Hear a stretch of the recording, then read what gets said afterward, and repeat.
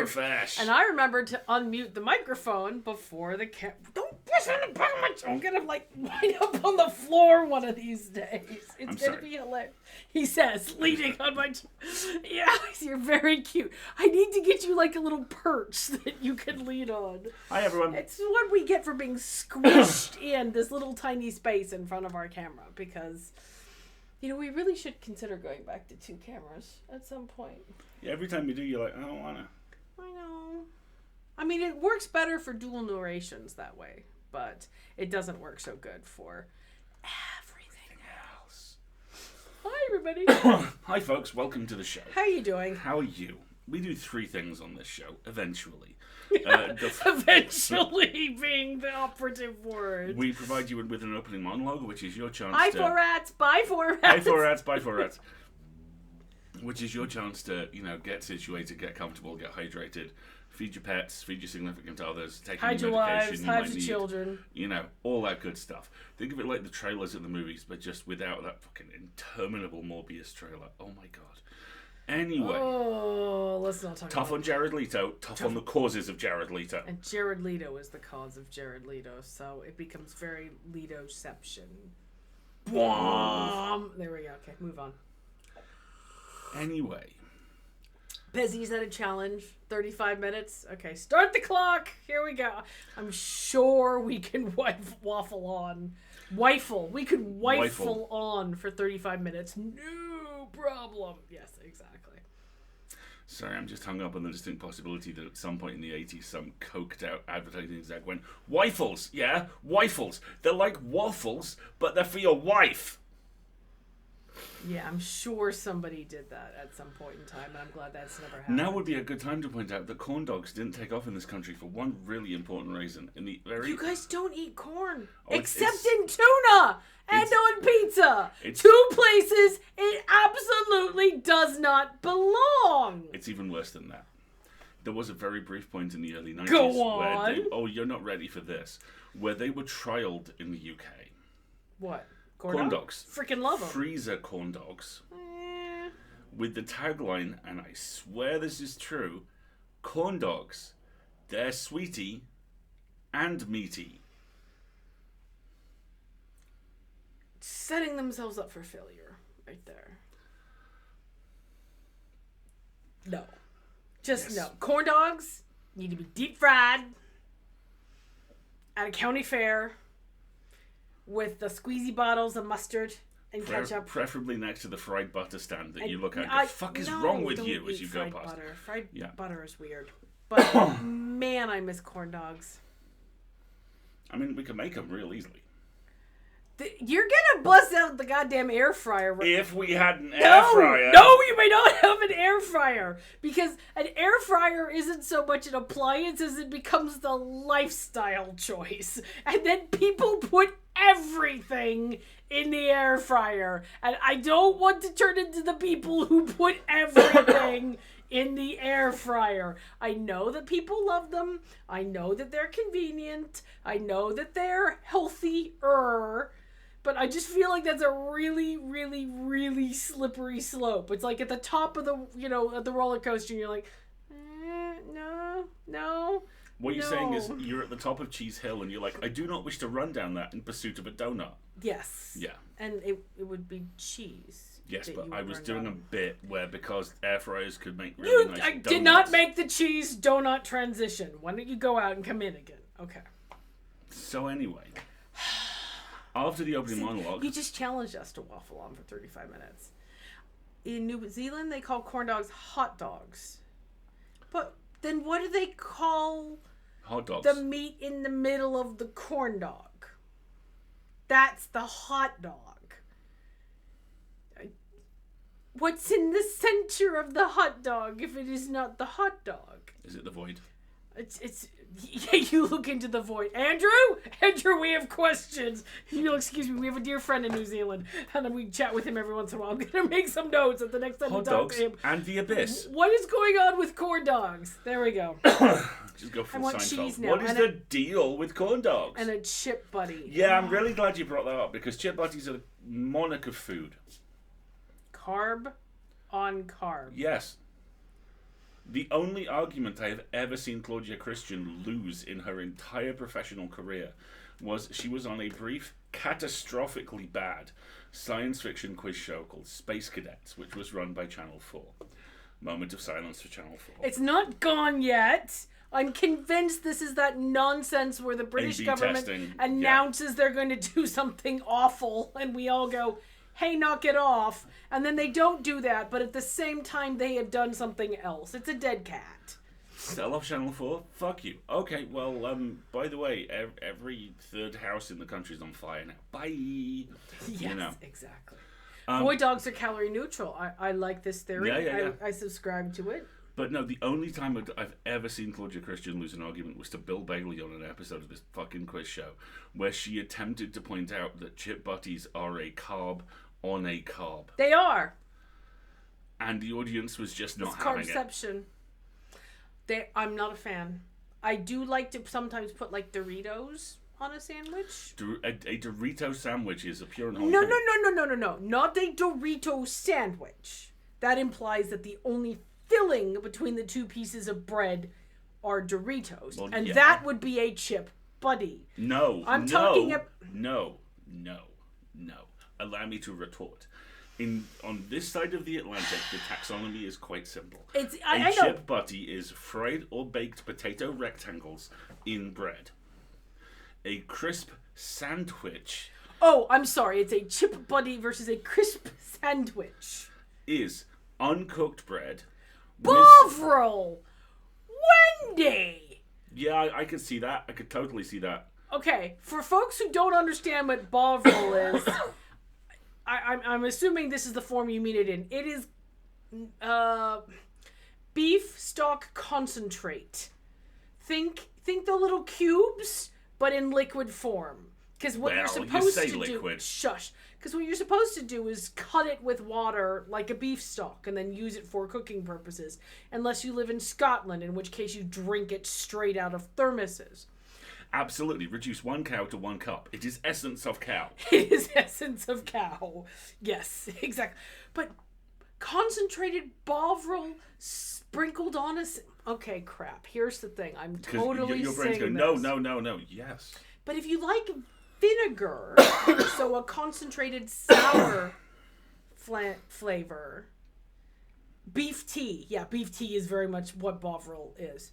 Then little drops of, it's like Worcestershire, but cow. I do not like that you have challenged me in this way, Wendy. I have to write down another. Vinegar candy and vinegar switch. What are those? Vinegar switch. Okay, I gotta write down some things. Cow sauce. What else am I going to do with the rest of this? It's a salty goodness. Yes, and I like salty goodness. Salty goodness is good. One of the things I really miss that you can't get in this country is I grew up in California where there were lots and lots of food that tastes of Mexican influence and South American influence. And you would get different, it was called tagine or not like tagine like the ceramic pot that you would bake food in, but they were these different blends of chilies and spices that were powdered that you would put on cut fruit, and that would I'm just drooling thinking about it. It was like dried fruit like lime peel and chili powder and other, exactly, and you would sprinkle it on cut fruit and eat it that way, and it was really good. And chamoy, can't get that in this country. Really miss it. Vinegar candy is what it sounds like. Switcherel is a family of drinks traditional in the American South. Fruit, vinegar, and or molasses. Ooh, so kind of like homemade Gatorade stuff. Like I've seen ginger varieties of that, but I've never thought of it with vinegar. We need to do a cooking show. Yes, we do. A whole thing where we're just gonna talk about food for like the whole night. Apple cider vinegar, maple syrup, and powdered ginger. Yep, okay, I'm writing that one down too. Haymaker punch. I know what haymaker punch is. That's very similar. Yeah, exactly. It should also be pointed out that Bovril instantly puts me in mind of squash. Tahine. Which in the UK Thank you very much, Hawkeye. Is kind of the bottles of benzoate concentrate. The juice of a freshly squeezed The cow. juice of a freshly squeezed cow, Oh, precisely. mine. Which you then dilute with water. Or, if you're me, a child frequently left alone for several hours in the car with the shopping in a multi-story car park. Gen X. Woohoo. Yeah, just drink it neat. Drink what neat? Squash concentrate. Give me your hand. No. No. After a while, you don't realize it's not water. Yes, and then your teeth fall out. No. Bad. Basalt milk reduction on vanilla ice cream. The best thing that has ever happened to strawberries in the history of humanity Is balsamic vinegar. Is balsamic vinegar. Yes, exactly. It should also be pointed out that the flip side To all be of fair, this, he was probably locked in the car with nothing but the squash and no water because this is England and this country suffers from systemic generational dehydration. would also have accepted systemic generational trauma. Systemic generational fill in the blank. But that's it's a whole mad other lib. show. We could do a whole show on. I also used to do this thing where I would Eat Gatorade powder. That's like eating Tang. Yeah, I did that with mashed potato. Okay, I did it with iced tea mix. With you know that kind of dehydrated mashed potato. You take like a tablespoon of that and you just suck it, and it becomes mashed potato before it lacerates your mouth most of the time. This is becoming This has terrible. got dark. This has become very bad. That's because somebody challenged us to waffle on for 35 minutes. But And so let's we were stop. at 15, so we're doing all right. I have never seen such a chorus of Alistair. What? In my life. This is great. We are in fact all just gremlins. We are. Smash, yeah. Hydrate, smash, and you see when I'm saying it out loud now, suddenly it sounds bad. Smash as in dehydrated mashed potatoes. Yeah. Okay. Hi, welcome to the show. You've come in at a very good time. Very bizarre time. We're talking about food crimes we committed as children. Yes. As children, right? We stopped now. I've not had squash in a very long time. I don't think the Fairly last time we certain went to IKEA, we bought a bottle of the lingonberry squash. Still got it. Because you have to. Because it was there. Blackberry Squash mixed with orange juice, that's legit. That sounds good. Fizzy milk, on the other hand, not so much. What? So you take spring water, fizzy right? Milk? You know, the carbonated spring water. You kind of do one part milk and one part that, and you get fizzy Why? milk. I never had it before. In fairness, this was Who decided that was a thing? In fairness, this was the same period in my life where, and this is genuinely how it went. Oh, I've taken the base plate off this stapler. Does it still stay? Yes. Yes, it does. No. Under 2 months later. I'm bored and alone in the house, and we've got this nice standing lamp that doesn't have a bulb in it, but for some reason is still switched on. I wonder if... In that instance, 17. So Don't answer those kinds of questions, honey. Oh my. Oh, my gastric tract is fine these days. Well, mostly. That was a very long time ago. I would hope anything would have worked its way through by then. I actually eat vegetables regularly and drink water. I kind of have to, otherwise I get so dehydrated I get physically nauseous. Yes. Is Perry here? No, we have no Perry. 4S has come and gone. But yeah, 4S, when you hit the VOD, thank you from the bottom of my there heart. is a combo box of Drink More Drink currently on the counter in the kitchen. For Drink More Drink. I normally have 2 a day. 2? You just becoming a habit now. I am. It's habit for me. Yeah. Especially the Tang. You just like It's Tang Tang. because you grew up as a kid who obsessed with space. It's Tang. Did you have astronaut ice cream at birthday parties as well? Yes. Okay, there we go. Recently. Yes, so our good friend Perry, aka Four Rats, introduced us to. So Alistair suffers from dehydration on a pretty regular basis, and Perry described a hydration salts supplement that they take. You can get them in all sorts of types. You can get little effervescent tablets, or you can get these little powders that come in little sachets. And Perry refers to it as his Drink More Drink. And we bought a big box of it. And so Of drink more, drink. Of drink more, drink. And that has very much entered our vocabulary now. So thank you for that, Perry. Yes. I'm ill at the moment, so I've been drinking large quantities of orange juice. Yes. Good. Smart move, Rebecca, and get well soon. I hope you feel better soon. And now I want orange juice. We've got some. I'll go get it. That's why drink more, drink didn't have any Google results. Yes, exactly. All right, should we actually do what we're here to do now? I mean, yeah, while we're okay, here. I guess. All right, fine. So, all right. So, as we do 3 things on this show, and as we've discussed previously, the first one of these is the opening monologue.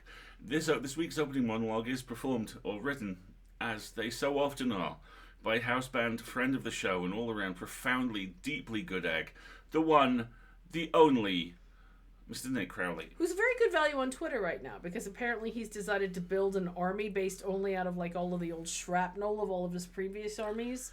So improvised weaponry is being constructed. If I tell you that one tweet opens with the sentence, "Sometimes you're just filled with the urge to build a crossbow that fires girders," that will give you a pretty good idea of what he's doing. Yes. Oh, Rebecca, so I'm really sorry. Rest up. Yeah. Slow and steady. You'll be okay. Alrighty. Warming up the Alistair corpse counter now. Alrighty. So here we go with the opening monologue. You get to start this time. Ecosystem has burst my mind, and you could be playing it right now. By Nate Crowley. I am the electric Poseidon. You're welcome. I gave him that line. Thank you. I had a bunch of other things to write about today, but I've shoved it all aside because my PC just reinvented the concept of fish, and you need to know about it. This isn't just an, ooh, this looks interesting post. I've got proper weird street evangelist excitement about what I've just been playing, and I simply have to share it. It's not a candidate for Game of the Year, because it's barely a game, but if you're remotely interested in evolutionary science, ecology, or just, sea stuff in general, you're going to want to play some Ecosystem. Back in April, I attended EGX Rezzed with a single goal in mind, to see how many games I could find with eels in them. About 8 seconds after declaring my intentions to colleagues, I stopped dead in my tracks, confronted by an early tech demo for Ecosystem and its banner, which had a massive picture of what was basically an eel on it. At the time, there wasn't much to show, but I was intrigued. After plenty of near hits and plenty of misses, it seemed Ecosystem had the potential to be the evolution simulator I'd dreamed of since I was a kid. But potential was all it was. Although I corresponded with Tom Johnson, the game's designer, for some time after the show, I was prepared for the fact it would be a long time before I had any idea whether Ecosystem could deliver the goods or not. Last week, Tom emailed me to let me know a full demo was available, and last night I fired it up. You can do so too. It's available for free on the game's website or on Steam, and I suggest you get it now so you can jump in as soon as you finish reading. While being fundamentally stable, the demo is buggy as hell, and is drastically different from being anything like feature complete. But honestly, and I say this as a lifelong fan of God games, this is the first game that has ever made me feel like an actual god. Once upon a time, I suppose this would have been called a software toy. You paint rock and mud and weeds onto an expanse of sandy seafloor, and then you seed randomly generated organisms into the middle of it. The creatures are absolute shite at first, just twisty, lumpy blobs that twitch and spasm completely at random. Most, if not all, will die before they can manage anything in life, but some, through a fluke of their flailing appendages working against the simulated fluid of the ocean, will manage to move, with agonizing slowness, across the seabed. Most of these will die too, but some, through luck or skill, might reach food and manage to postpone death long enough to reproduce. That's when things get really interesting, because each of the successful organisms' young have a chance to bear a slight mutation to their parent's body plan. Maybe one has a slightly flatter protuberance sticking out of it that generates more resistance when it twitches against the water, moving it faster. It invented a fin. Maybe one has glitched DNA that has bifurcated the same appendage. 2 fins! While another has a change to its neural architecture that means 2 parts of it are twitching in slightly greater synchronicity. Wiggly boy! Some of these offspring will reach food faster because of their particular mutations, and will thus survive longer and breed more. The proportion of the next generation based on their body plan will be greater, while the proportion based on the original design, or ropier iterations of it, will shrink and maybe disappear entirely. Tonight's gender, Wiggly Boy. And that's natural selection, baby! As the generations progress, the descendants of each haphazard blob that managed to survive initially will gradually self-optimize, until they have brains and bodies that work generally well for seeking out food. Is this the game where we had to evolve into a... What was it? A goat? No, that was Didn't we have to become a goat? That was the deeply weird Flash game. Must become goat. We did have to become a goat, Yes. though, right? It was a goat? I can't remember anymore. After a while, they genuinely start to look like fish. Or at least, fish is described to a sketch artist who has never seen one by a man coming up on a soldier dose of MDMA during an out-of-control house party. These dead-eyed gits were called the Bocamola, and they were drastically successful thanks to the fact their back ends waggled from side to side, like outboard motors made from corner shop ham. It was almost majestic seeing them putter along in giant sideways swimming shoals. Although admittedly this was majestic by the standards of a world where Blue Planet would have an all-tuba soundtrack. But it gets more interesting than that.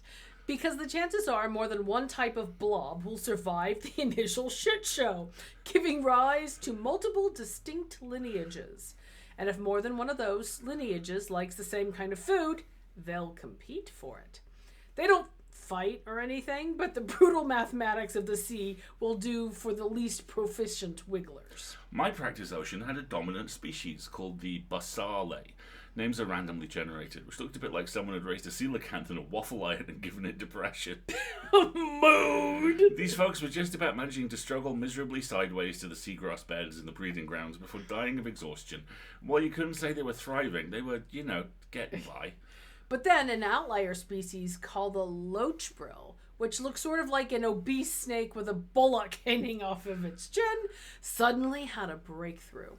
Until this moment, they had been even more rubbish than the basal, and they were barely clinging on to their place in the reef. But then a young loachbrill was born with a tendency for its body to jackknife violently, sending it through the waters in wild, just about deliberate lurches. Suddenly, the new registration loachbrills were all over the dinner, cleaning up entire beds of seagrass, and their population exploded. The poor Basale couldn't even get within 30 feet of sustenance with that bollock-chinned serpent lummoxing in to guzzle it. And I almost felt sad to see the species' lost survivor die and float to the distant surface like an aerial liquid tab full of mauve piss. You've ever played Pikmin? Yes. Later in my session, I witnessed the development of a distinct subspecies. It had a population of largely sessile filter feeders called tilcors, who look like merry indigo tadpoles with constant waggling hand-like growths on the sides of their bodies. At one point, a green variant of the tilcor sprung up, and a few generations later, its hand organ grew to wave about on the end of a long Grinch-like arm. These did about as well as the vanilla tilcors, however, and the two subpopulations coexisted until they were all butchered by a weird predator that looked like a Morea's eel face sellotaped onto a white, limbless giraffe. Despite me hyping it to the heavens, it's worth pointing out once again that Ecosystem's demo is pretty sparse. There's a huge amount yet to be implemented feature-wise, and there's so little information available about what's going on that it's impossible to know fully what's a massive bug and what's just evolution working as intended. Yeah. You could watch maps of your creature's neurons fire in real time, but there's no way of working out what's actually going on. What's more, it's not massively interactive. There's a crude resource system governing how many creatures and food sources you can spawn at any given point, and a boost function that allows you to give struggling but lovable beasts a chance to spawn even if they've failed at eating. Who knows, perhaps one of their kids might finally nail swimming. Similarly, there's a call button for wiping out over-successful predators or particularly annoying von Neumann blobs. But beyond that, and the landscaping tools with which you build the substrata for it to all play out on, it's a game for sitting back and watching. Still, when the core feature of the game is a faithful, if abstracted, simulation of natural selection, there's a lot to sit back and watch. And hey, it's free, which isn't a bad price to pay for godhood. Yes, a lot of my excitement for this game is still driven by what it has the potential to be, rather than what it is at the moment.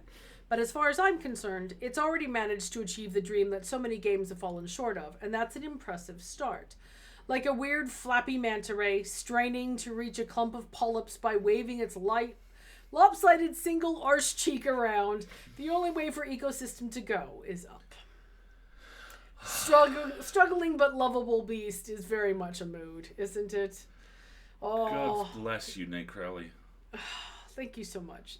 I think this is one of his older reviews, but Nate never met a metaphor he didn't like. Nate also had a really lovely thing happen today. He tweeted about it. He said, my new book's out, and there's a bunch of reviews, but there's a really nasty one. And it keeps showing up because 5 people have found it useful, and I'm not sure what to do. Aww. And then half an hour later, 30 people had basically downvoted this pissy review into the heart of the sun. Good. That's how, those sorts of things should operate. Is the people who are going to be pissy for the sake of it should not be allowed to triumph. I really need to stop yawning, because otherwise it's going to be a very long evening. And this is why Twitter doesn't need a downvote button. Or a South African diamond magnate trying to buy the love his family were incapable of giving him. Good evening, Elon. Let's not even go there. No. Some brief context for that gag.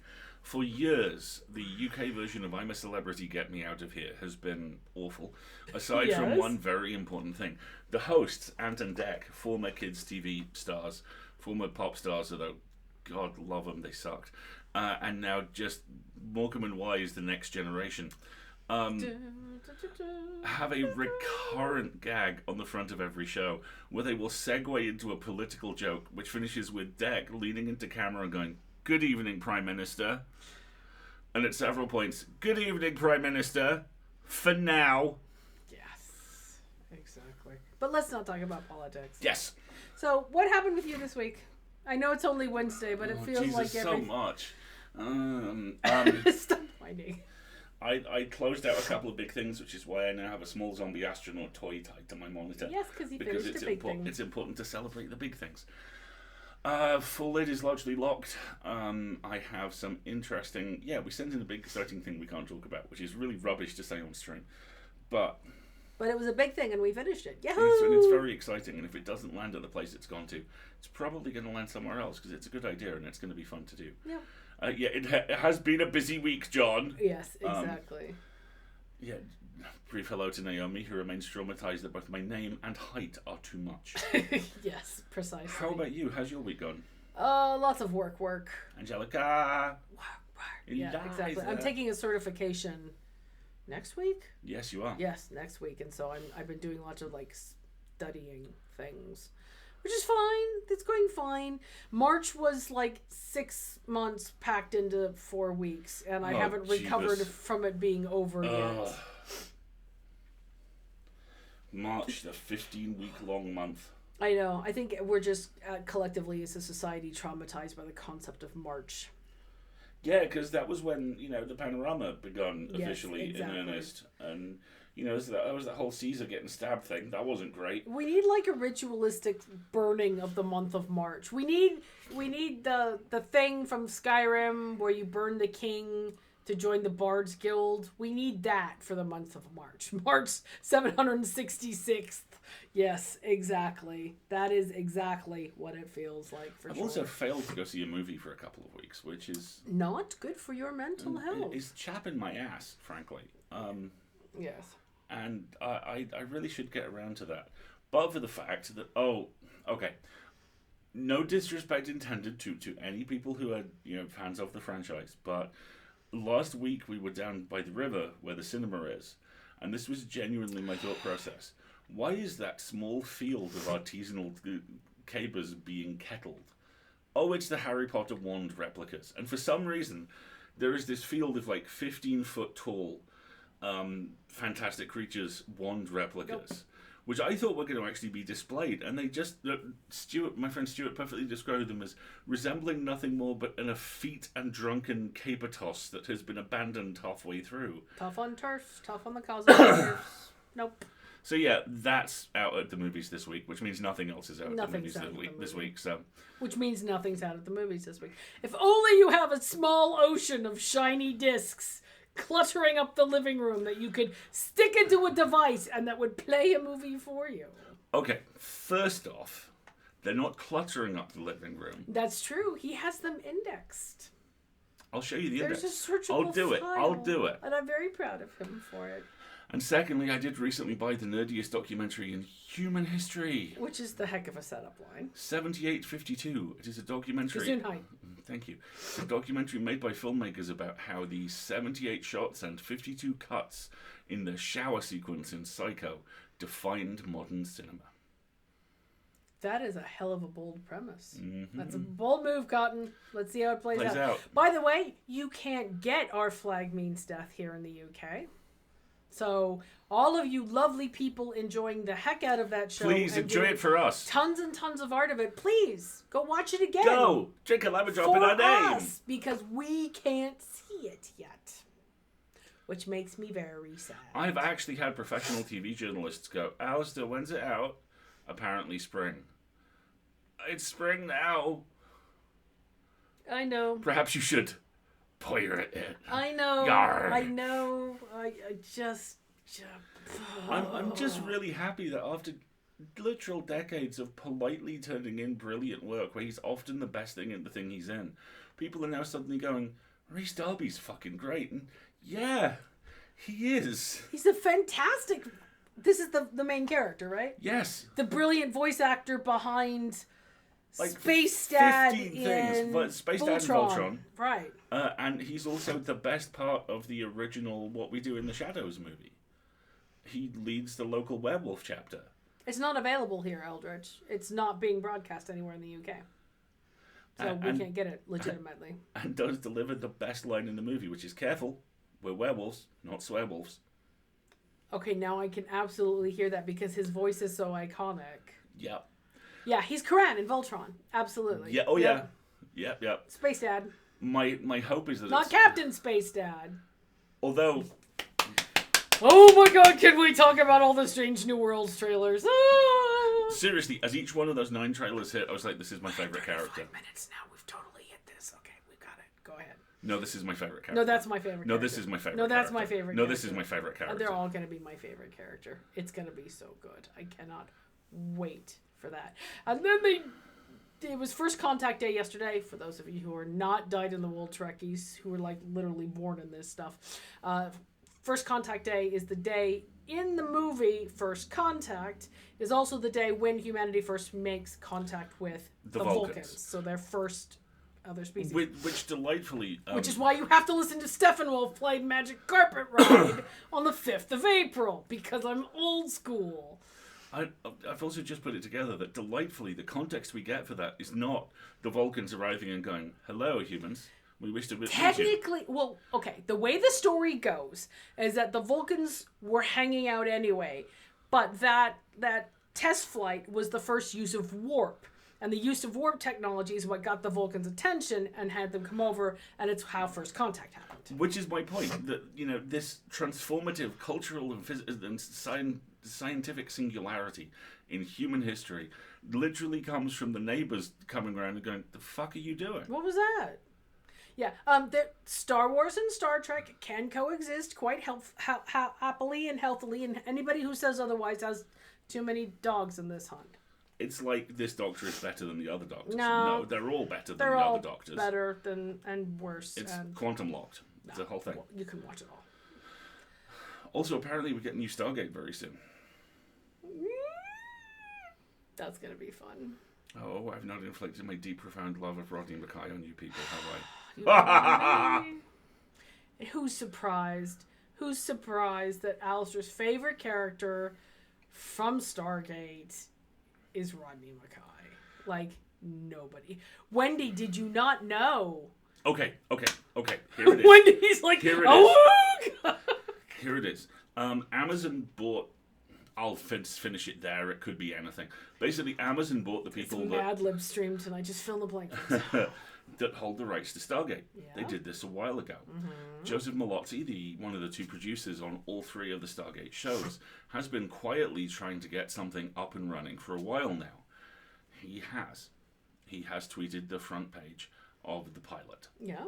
With the title blocked out, which David Hewlett, Rodney Mackay's actor, immediately overwrote with Stargate Mackay and tweeted it with, I'm ready when you are. Yes. My sincere hope is it will go ahead, because it's very weird. Stargate for me feels like the show that happens before Star Trek. It feels like humanity becoming a galactic culture, whereas Star Trek is we are a galactic culture, and this incredibly English-sounding Frenchman is kind of amazing. Right? It has been 84 years. We need more Stargate. We Right? absolutely need more Stargate. Also, just a whole lot less misogynistic main character actors, right? Okay? We're all get agreed there? Great. Let's just move on. oh, yeah, that made me sad. Let's just move on. Yes. Okay. Yes, they're going to make more Stargate. We're all going to be happy when it arrives. There is going to be more Stargate. Because then there's going to be more Babylon 5 as well. Which is also... And so and then all our biologies will just reset to the first time we watched all those things, and it's like we'll just get 30 years back, right? It'll be brilliant. I'm so happy. The first episode of the Babylon 5 new version, it is neither a reboot nor a sequel, is with the CW. It's also parked at the moment because the CW is in the process of being bought by some very unpleasant people. Some hyper right-wing TV network. No! But Not allowed. But the hope is that basically what will happen is once that goes through, they'll take a look at the project and go, wait, this has got a baked-in audience and no one has done anything with it for 30 years? What the fuck? You know? I would be openly amazed if Chris Judge is not a major part of any new Stargate. Yes. The two people you have to get back are Chris Judge and David Hewlett. Yes. Maybe my mom will finally watch the start. Well, I mean, you're going to have to start all over again now, right? Plus Crusade, which was actually much better than... And I'm going to have to go completely rewatch all of TNG before Picard Season 3. Because it's going to make me so very, very happy. John Rogers, co-creator of Leverage and all-around Hollywood badass, made an excellent point about that Picard Season 3 trailer, which is he has argued that we are living in the golden age of Jonathan Frakes, that he is now able to serve amiable pizza chef Will Riker and also clipped beard, I will kill the next motherfucker that comes through that door, Will Riker. And the Will Riker on Lower Decks, who is freaking hilarious.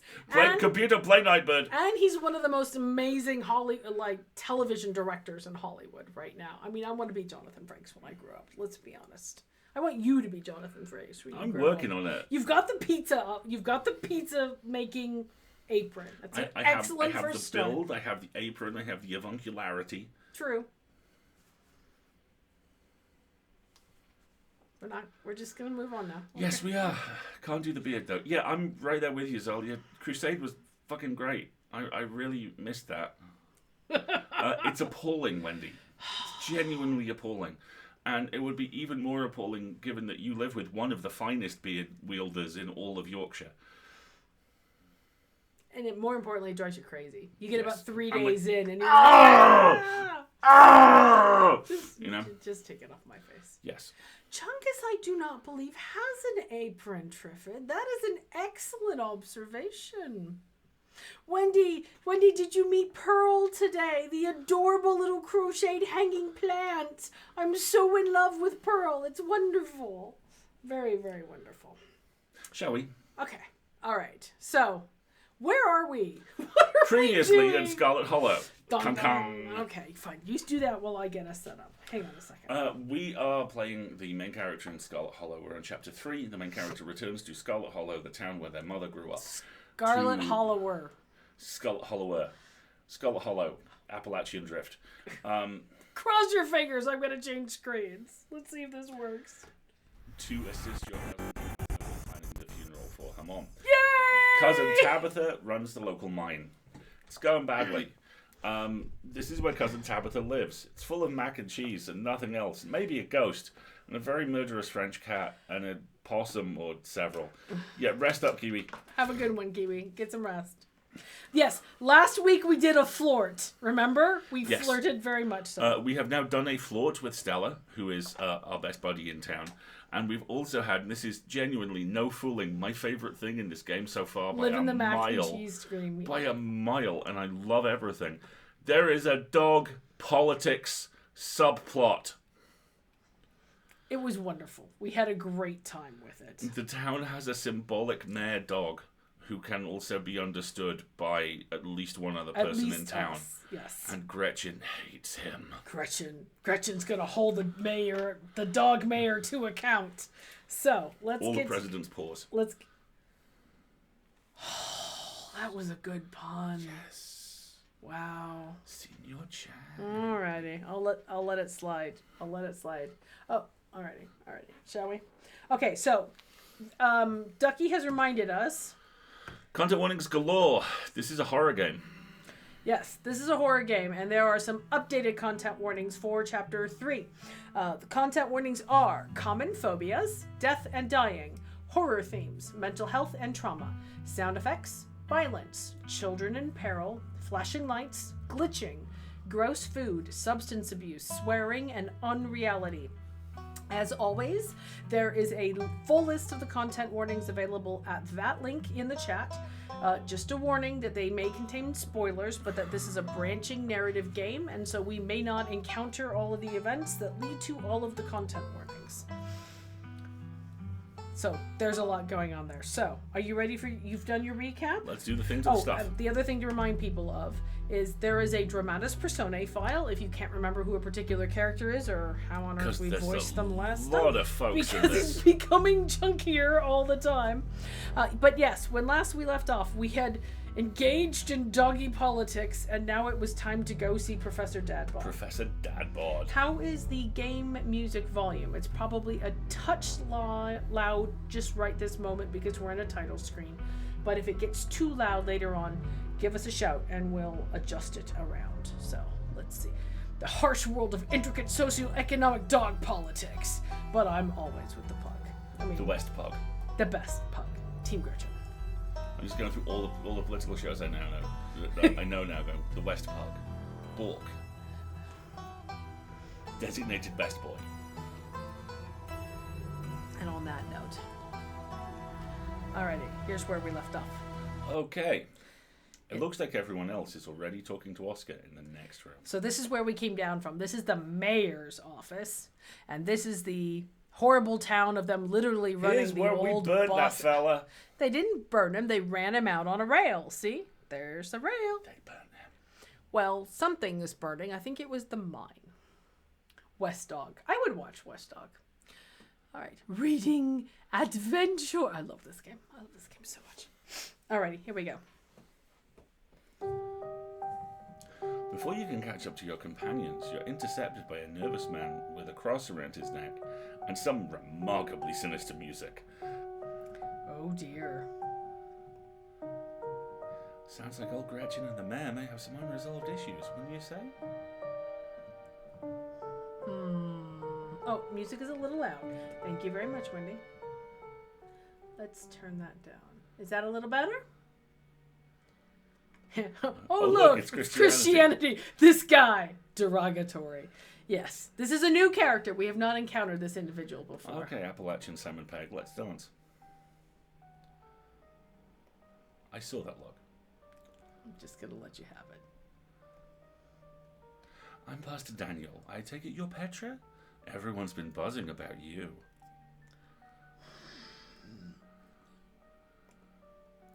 I'm so sorry about your aunt, but I'm sure she's in a better place now. Okay, you playing sinister Simon Pegg here is not doing it for me. Oh, you want me to switch it up? I can do it. No, you're doing just fine. You're creepy and I don't like you. It's perfect. Strange man, who told you could bring in piano creepy music? Yes, exactly. We don't like you, Pastor Daniel. We don't like you at all. Chat hates him. All right. Many exploration. Ooh, many options here. Reminder for those of you who are new to this. So all the options, we have many dialogue options. All the ones that say explore mean that we're not going to be making any final decisions with this individual. We're exploring. These options that say talk to animals are special to us because we took the talk to animals trait. We have that option, other people would not have them. Ben has a better tash than everyone. Pretty much. Exactly. Oh, here we go. Back off, preacher man. I love it. Okay, don't talk to me. I should go. It was nice meeting you. Talk to animals. The mayor's a huckster and a fraud. The bastard cares more about tourism than the fate of the town. I'm sorry. Yes, let's present ourselves as a loony to the leader of the local church. That sounds like a great idea. Every single time we do one of these, this game finds new ways for me to love it. And the fact that there is an option which is basically fuck off here is just wonderful. All right, let's do. Those top three are very assholey. Okay, I doubt Perlane's in a better place. It sounds like she was awful. Let's not kid ourselves. We both know Perlane's in hell. I don't believe in an afterlife. Oh, thank God, I've been hoping to find a priest. Hey, do you know anything about ghosts? Janie mentioned you this morning as my lovely neutral option. Let's take that, shall we? I don't know. Isn't Janie his wife? Janie is the cleaner at lady. Tabitha's house. She's the pastor's wife. Is she the pastor's wife? I think she is the pastor's wife. Yes, let's not... yes. He's Janie's husband. Okay, so let's just take it nice and neutral. I know, right? Cherry's Place, I want to play another version of this game, which is I am the worst. Just play it like Billy Idol. Just like the actual rock star. Alright, we're the chicks. Yes. You got ghosts, didn't ya? Rock on! Alright. Janie mentioned you this morning. That woman is the light of my life. I'm so glad she's there to help your cousin through this rough patch.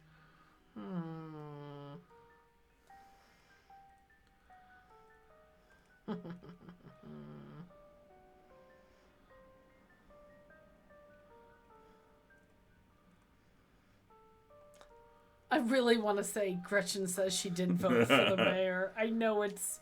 This guy's Twitter bio says husband and father. You're absolutely right. It says father of daughters. It says father of daughters. Even worse. Oh, I don't want him to know I could talk to animals. I don't trust him yet. So let's go for... Hey, you know anything about ghosts? Yeah, let's say, hey, you know anything about ghosts? Why not? Hey, do you know anything about ghosts? Ghosts? I've never encountered one myself, but I have heard stories of folks who've been visited by their loved ones from beyond the grave. And it seems like it provides them with a sort of spiritual healing. Men like that should not use the phrase spiritual healing. I'm just gonna... Okay. Like their beloved relatives are watching over them, even in death. Is this about Pearl Ann, or perhaps your mother? Have you been visited by her? Oh, he's way too keen.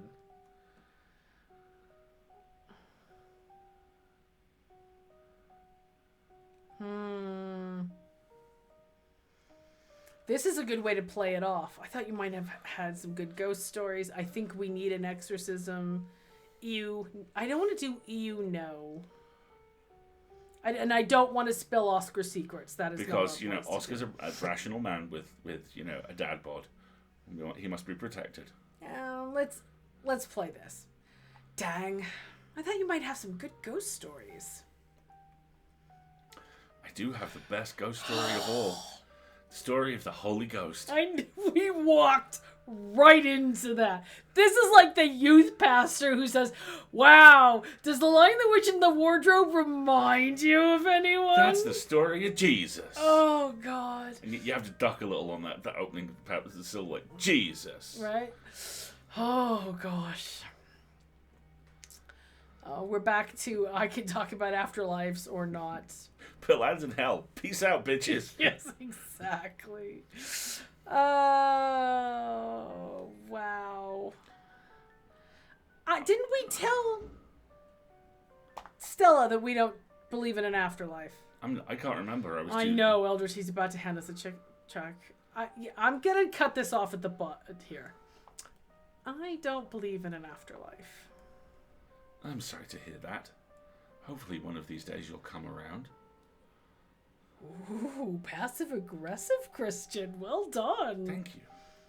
If you'd ever like to discuss your beliefs, my door is always open. Okay, stop being Elias, the youth pastor, please. Oh. I don't want to tell him I talk to animals. I'm sorry. I just don't. I should go. I should go. It was nice meeting you, though. All right, creepy upper body strength, man. Be seeing you. Of course. And if you find yourself in need of counseling or spiritual guidance, you know where to find me. A long way off a short pier? I think that sounds lovely. Thank you. Bye. That sounds lovely. Thank you. Really? Oh, that's great. Sorry, I just don't usually get positive responses when I ask folks if they want to come up to the church. Oh, God. Any time that works for you, just swing by. I'm sure I'll be around. Oh. Maybe he's just a lovable goober who just thinks lonely. Jesus is really neat. It was lovely to meet you, and you have a blessed day, Petra. Okay, we were okay until the blessed day part. All right. The pastor leaves you be, thank the Maker, and joins the line to see the mayor. Nothing to do now but catch up with your companions. Yay. Go after them. Hey, you guys, I met the Godbotherer. Hello, nurse. Hello, Oscar. Casual Friday, Professor Dadbod here. We would like 2 tickets to the gun show. Thank you. You find them already talking to Oscar deeper into the library, presumably after he's just got his awesome pump on. Are you sure we can't just get it over with while the sun's up? I don't know if I can handle getting scared shitless in the dark 2 nights in a row. I forgot which skill thing it was under, but in one of them it tells you he seems like he's trying really hard to be likable and it just doesn't work. I love the writing in this because he goes from really sinister to, oh God, please like me, at the end of that in a really subtle way. I like that. I wish we could, especially since I'm not particularly excited about going back in there after dark either. But I'm pretty sure it only comes out when the sun goes down.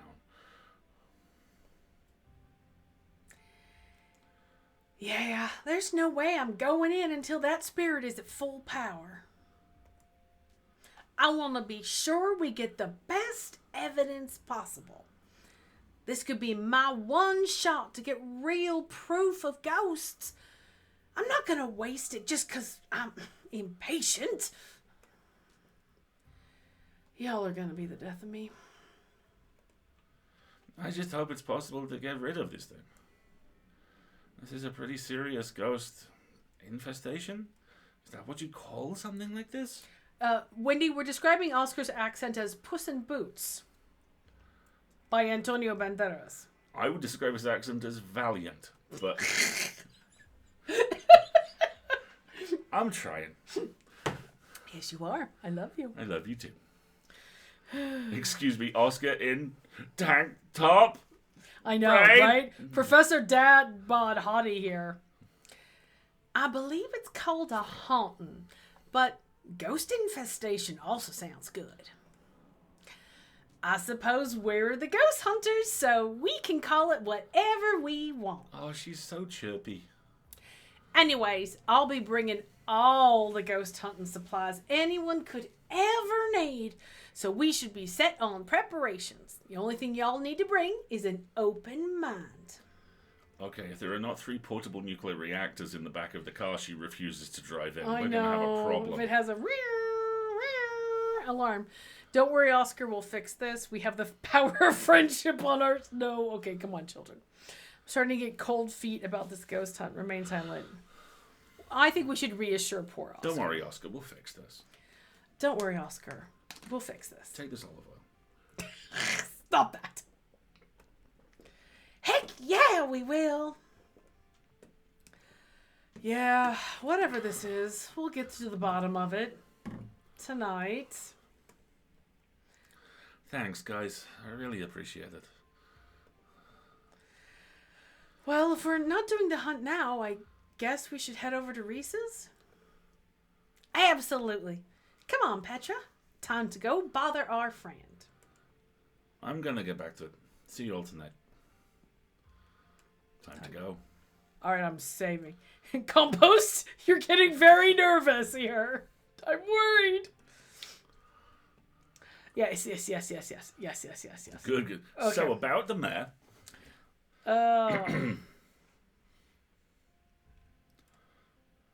Ooh. You should invite Avery Ghost Hunting.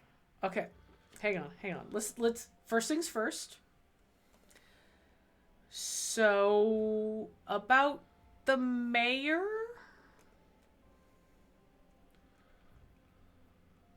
Oh my gosh. You should vote for Scraps next election. That's who Gretchen supports. I'm not sure we can count on his support. I like the cut of his jib. It's good to see someone willing to keep things orderly during a time of crisis. Did Matthias write that line? He's corrupt. That dog cares more about tourist money than protecting the town. Wendy, you said hello when Oscar showed up, just like the rest of us. I'm going to say this. You should vote for Scraps next election. That's who Gretchen supports. Wait, how do you know about Scraps? Can you actually talk to animals? Well, I guess we're doing this. Kanika's like, I've always liked Scraps. Gretchen's got good taste. Gretchen's like, my I am friend. a dog. No. We cannot disappoint Gretchen, beloved. Exactly. Okay. So I finally met Pastor Daniel. It was only a matter of time until he tried to pull you aside about grief counseling. When my dad died, I had to ban him from the general store for a week. He wouldn't stop leaving these little pamphlets at the checkout. I don't know where he finds so many. Check tracks.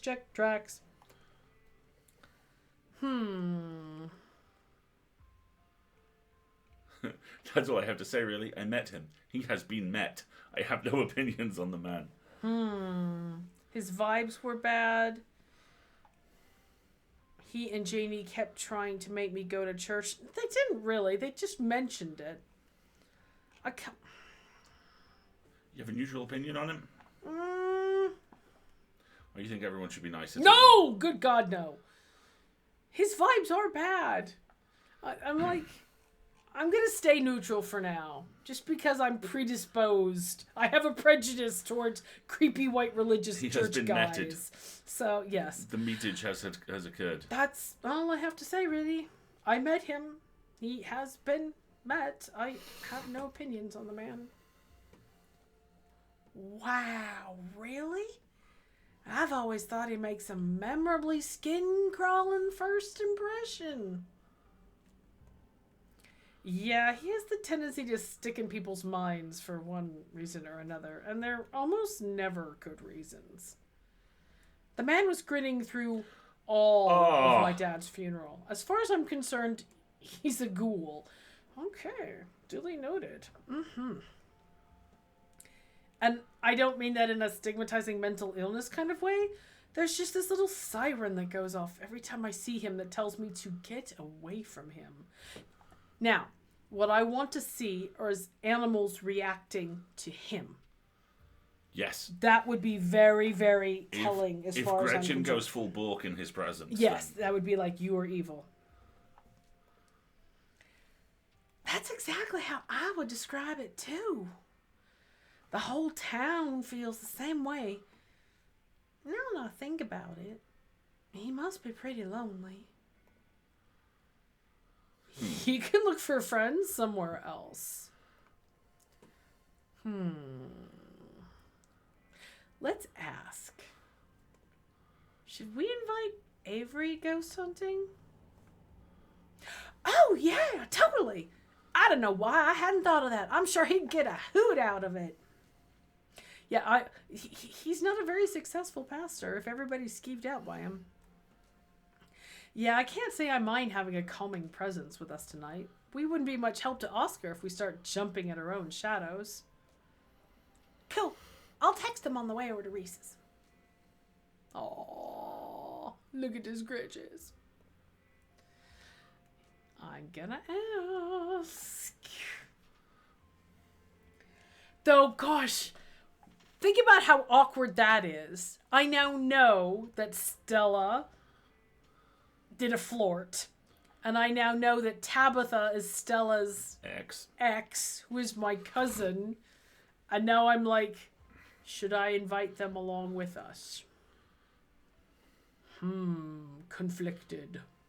Would you want to shift your romance option? Possibly to a large man with no face? Yeah, that's a big 10 negatory, good buddy. Hey, let's invite your ex. It'll be fun. Right? But that's like seems to be my only options. My option are invite Tabitha secretly or ask about inviting Tabitha. Ask. It's an explore. I'm gonna ask. What about Tabitha? What about her? You're not planning on inviting her, are you? Oh my God, yes! Oh God. Can you imagine how much fun that would be if she actually shows? Stella, come on. I know you think you have some sort of bond with her, but she's awful. She isn't even nice to you. You just haven't given her a chance. Maybe if she comes along tonight, the two of you will finally get along. We have new Gretchen face. Oh. No.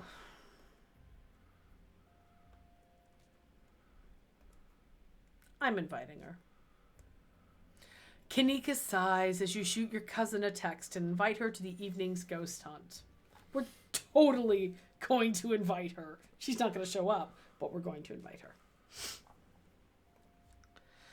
All right, you invited her. Let's not get into it. If we're lucky, she'll just be too busy at the mines to even show. Your occasional reminder that Kanika is too stylish for this podunk little nowhere town. Yes, but that last time texting Tabitha that we were doing something stupid is how we got rescued. Saved our lives.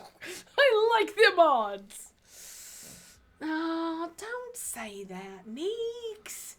If we're lucky, we'll have another opportunity to forge a bond of friendship between the two of you. Looks respectfully and it knows what happens this chapter. Shh, no telling, no telling. I love how Kanika's like, yeah, okay. Okay, sure, whatever, silly white girl. All right, should we head out? The three of you leave the library for an early dinner at Reese's. So early because you've just had breakfast. Hush. I'm going to save. Well, we were in with Mayor Dickface for, a long time. Yes, exactly. Then I got cornered by a creepy priest. Mark Shepherd. I know, right? I keep hearing Neeks. I'm like, where? Linner. Shush. I can eat whenever. It's this or I have to, scrounge for food around Tabitha's mac and cheese. Do you want some mac and cheese? Because you can't have it. You once again find yourself in front of Reese's house. A cold hesitation grips you as the building looms over the hilltop. Yeah, it is spooky as shit, actually. It is an interesting location build. It looks That like there's a giant cave in the background. I think it's just a mountainside, but that right there is a murder gazebo just off to the left. That does in fact look like a murderously inclined gazebo. Beeps is right there behind him. It's on top of Alistair's Happy head. Beeps, buddy. Happy Beeps, buddy. Though it's only early afternoon, it feels much later. The sun already sinking behind the tall mountains that surround Scarlet Hollow. Yeah, that's what happens when you live in a valley. We're a little early. What if Dr. Kelly yells at us? There's no such thing as early when you're hanging out with friends. That's just extra time you get to spend together. Okay, but what if she yells at us? It's too late. The door swings open. My God, somebody feed that boy a cheeseburger. Hey. Race! Oh my God, dude, it's been ages! You must be Petra, right? I've heard a lot about you. Stella's been relentless about making sure I got all the Petra updates. My goodness gracious, there's something that smells terribly off about that boy. Get away from my Stella, you fiend.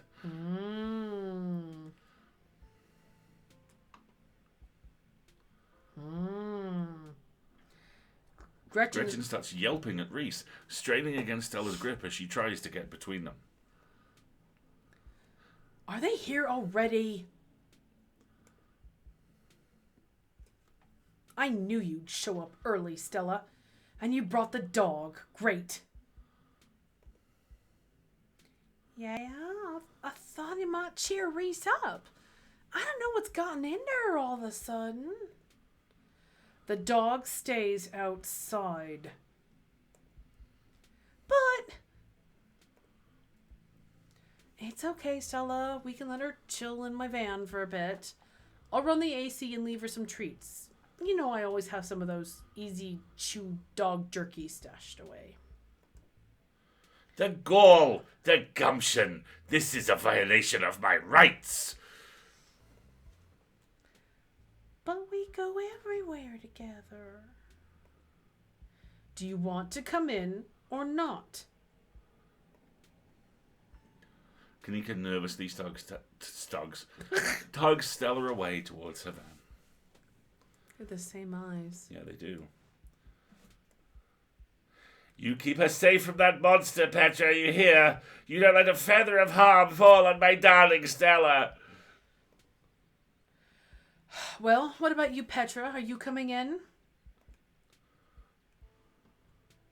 Okay, let's not ask that in front of the mother. Reese, the dog thinks you're a monster. Response? Yeah, I'll wait for Stella and Kanika, thanks, Doc. I was so tempted by that option.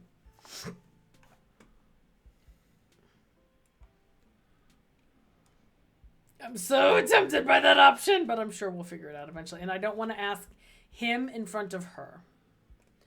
I'll wait for Stella and Kanika. Fine. A quiet sets in as you wait for Stella and Kanika to come back from the van. Okay, we're back. Great. Let's get this over with. God, she's...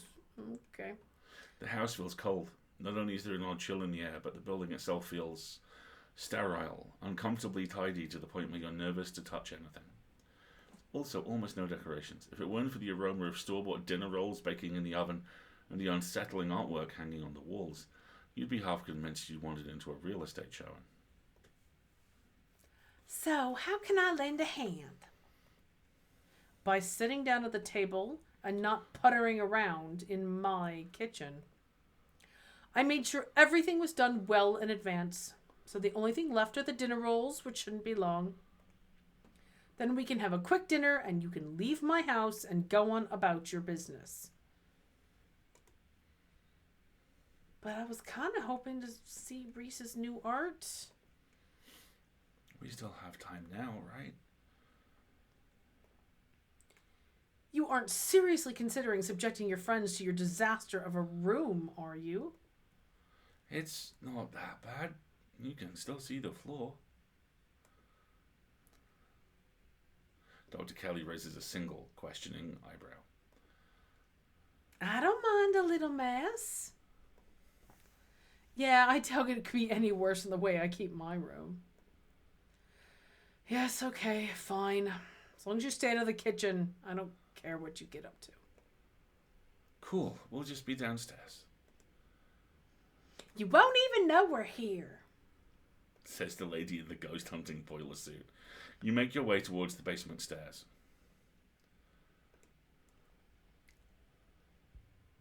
The basement is what you might expect out of a tortured artist who spends all his time confined to his studio.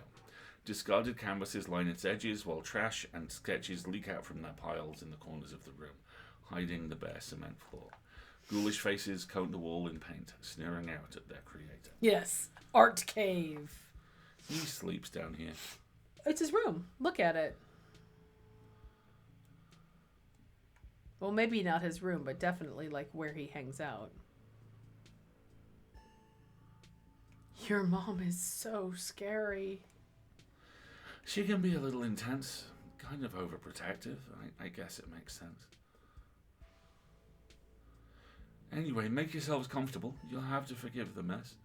I've been distracted lately. I haven't been cleaning much. I know. Think about this being hand-drawn. It's astounding. Look at all of it's this. just fucking astounding. It's really remarkable. I'm hoping we get a chance to, like, look around the room a little bit more.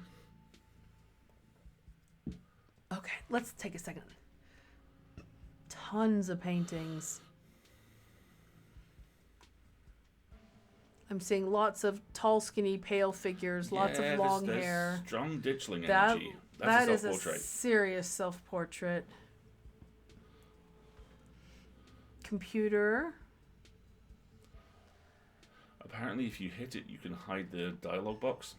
Oh, really?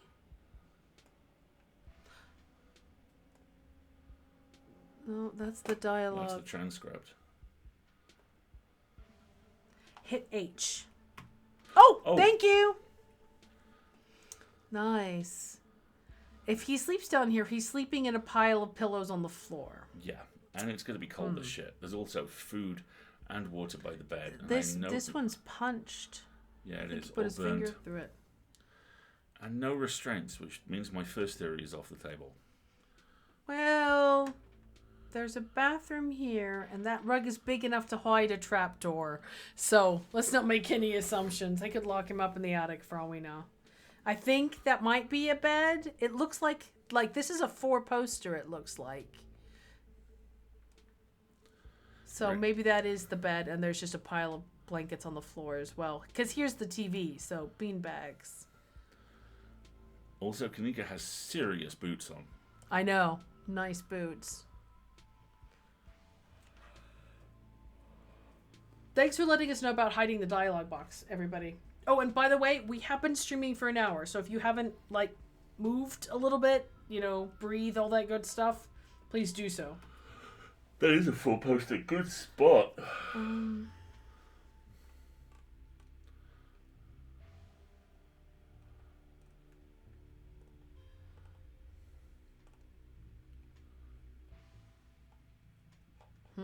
Oh, gosh.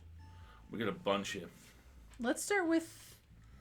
Your mom really looks out for you as quite a good neutral statement. Yeah, I agree. Here we go.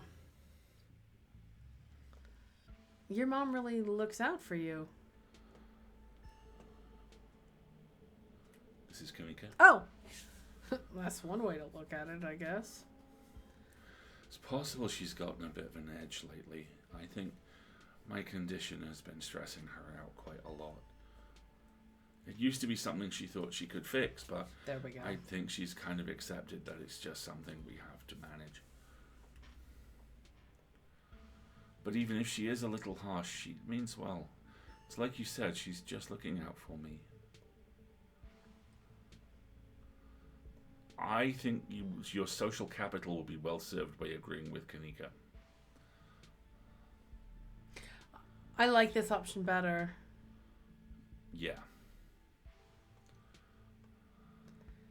Though I guess I have to wonder if isolating you from your friends is really looking out for you.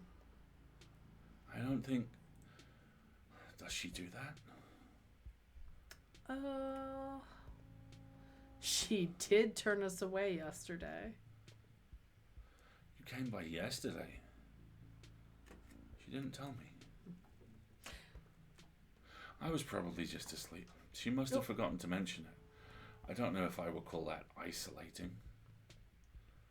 She didn't want to wake me up. I don't think that's her being controlling or anything. Not to cast any doubt on that, but she did say I couldn't bring you any food. She knows that's how I show my friends how much I appreciate them. And she knows I can work around all kinds of allergies and intolerances. Not gonna lie, it felt weird. I don't know. My body is pretty particular when it comes to food. Is it, Reese? Is it? I can see through your collarbones, boy. She just prefers to have full control over what I eat, so... That is a big old red flag, my buddy. Oh, okay. Maybe that does sound controlling. See, you gotta do it gently and just like point out facts and let them come to their own realizations. But it's for a good reason. If I eat the wrong thing, it could lead to a lot of misery for me, so she has to regulate my food.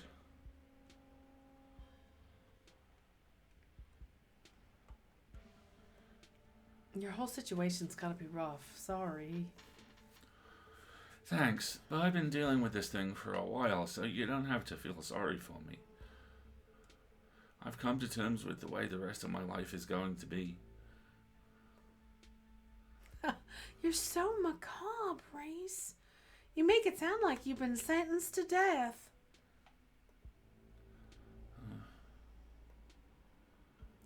You haven't, right? Not exactly. No one really knows what's wrong with me, but it's been getting worse. I can barely keep most food down. My skin always itches like there are worms crawling underneath it. I could live for a long time or a short time. No one's sure. This poor kid. But I'm definitely not going to get better, so whatever time I have left is going to be miserable. So I've done my mourning. My best years are behind me. My future is unknowable, but one day I'll wind up in a pine box, just like everyone else. And you know what? I'm okay with that. No, you are not. Dang, Reese. I may be a goth, but that's some real nihilistic shit.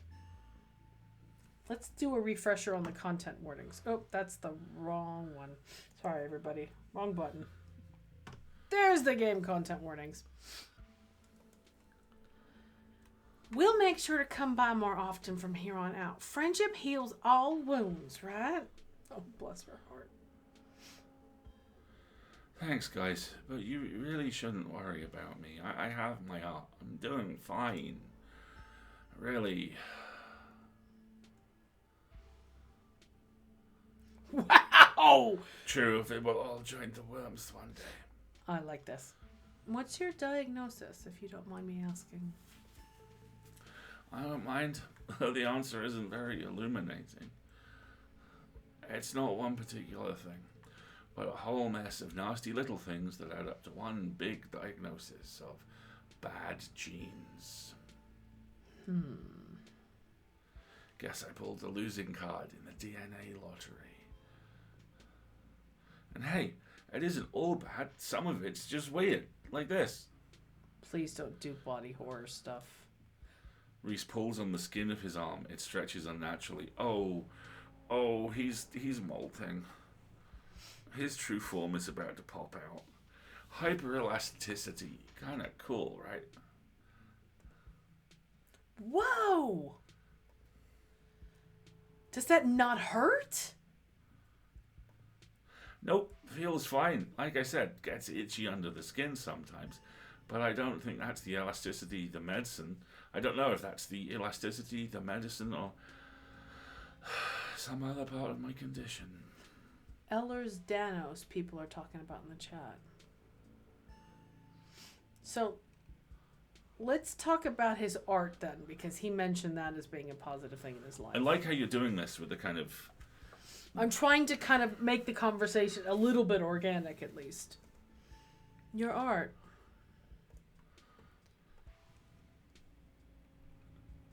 There sure is a lot of art up in here. It's good stuff. Exquisite is a little overblown, but... Yeah. But there sure is a lot of it sounds like a crap answer. And grotesque can be really misinterpreted. It's a movable feast. Emo solid. Yeah. It's so emo. Ugh, I thought bringing you here might have been a mistake. It's fine.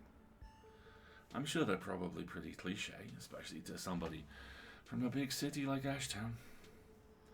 I haven't exactly been exposed to the great art of the world, festering in a tiny, isolated town like Scarlet Hollow. Okay, so that was the wrong thing to say. But that doesn't bother me. It's more of a compulsion. An outlet. I was going to say, Reese, this is the internet. It's sitting right here. Being stuck down here means my thoughts have nowhere to go. They just writhe and grow inside me, picking me apart from within. But when it gets bad, I just pick up a paintbrush and let them flow out of me and onto a canvas, trapping them somewhere outside of myself. At least for a little while. But they come back over and over again, so I keep painting. Don't listen to Petra. You're allowed to just make art. And that painting I stole from you in high school always get compliments. So if it's emo, it's good emo. Oh, you still have that? Oh, you should take one of my new ones, throw that ancient thing out. I don't want anyone to be subjected to art I made in high school. Okay, that's a line that came from the writer's soul. You should start selling your new ones. I bet you can make a pretty penny if you started posting these online. I think I'll keep them to myself until I die. You know how it is with dead artists. Their art sells for way more. I hope the doc or whoever winds up inheriting my work makes millions off them. That's a noticeable piece of disassociation. Hold on just a second. The doc. The doc? Not his mother.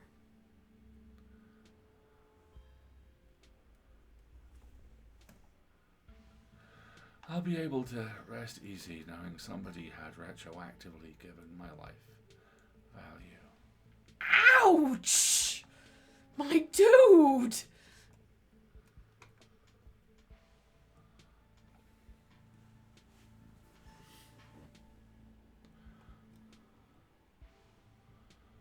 Let's talk about the movies.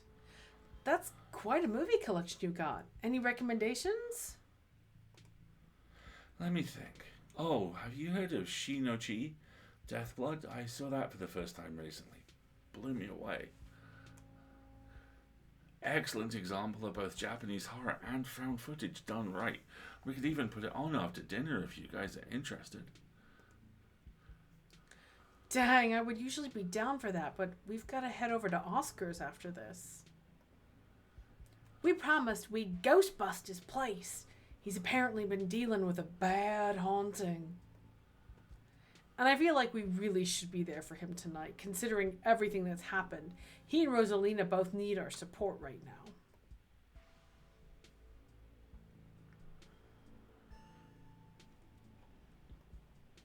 I'll take a rain check on the movie, though. Yeah, we'll definitely come by for a movie night this week. I'm free tomorrow night. Same goes for Petra. I should probably work tomorrow, but I can close up early. I don't want to say I want to pose for his paintings because he's just going to say no. This seems like quite a nice organic jump to, so you three go way back. Yeah, me too. So you three go way back, huh? Almost to the womb. The school here is a tiny K through 12. Not exactly a one-room schoolhouse, but not far from it. We're lucky we all got along as much as we did. Some kids wouldn't be able to make any friends their own age. They just happened to be born around the same time as some real jerks, and we're stuck with them through their whole school career, poor kids. So how is Tabby? Yeah. Not that we were free from dealing with jerks, like a certain Scarlet I could name. Okay, she was a little rough around the edges, but she was pretty friendly when you got past that. Maybe to you. The way she used to look at me, you'd think I rolled in something foul every morning before school. Did you, Reese? Rolled in something foul? Like a dog? He's a werewolf. Same here, though to be fair, the feeling was more mutual between us. She deserved it, though. Who's this Scarlet person? I'm sensing episode 4.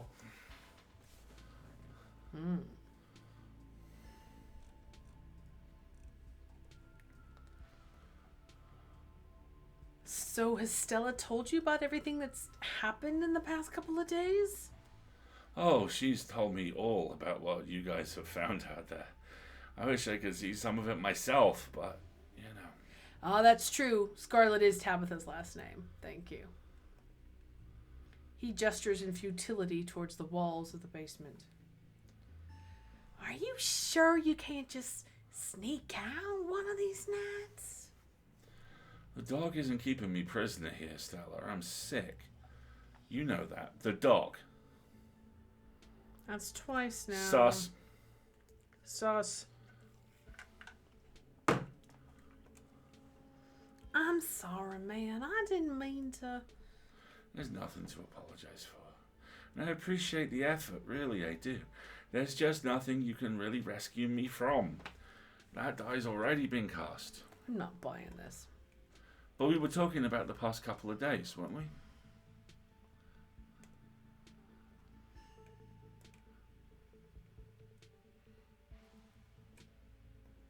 Do you have any thoughts on the ditchlings we've been seeing?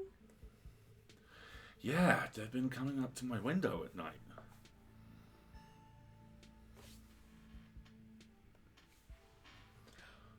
Wait, really? Is that why you texted me that they look like something out of your nightmares? Yeah. I thought I was hallucinating. I hadn't put it together that we might have been seeing the same thing until just now. I've been sketching them, actually. Tell me what you think. Oh, no. He pulls out a sketchbook from one of the piles in his room. Okay, that's exactly what I saw on my way home last night.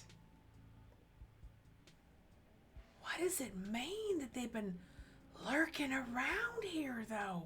As Marguerite quickly checks all of the windows to make sure there's no ditchlings in them. Peeking. I don't know, but I like the company. Kind of beautiful in a sad way, if you ask me. Agree to disagree with you there. Those things are going to be stuck in my nightmares until the day I die.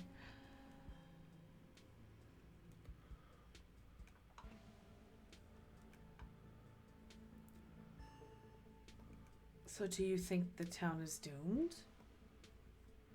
I think everything is probably doomed at some point, but I guess that's answering a different question. Do I think the town of Scarlet Hollow is on the brink of collapse?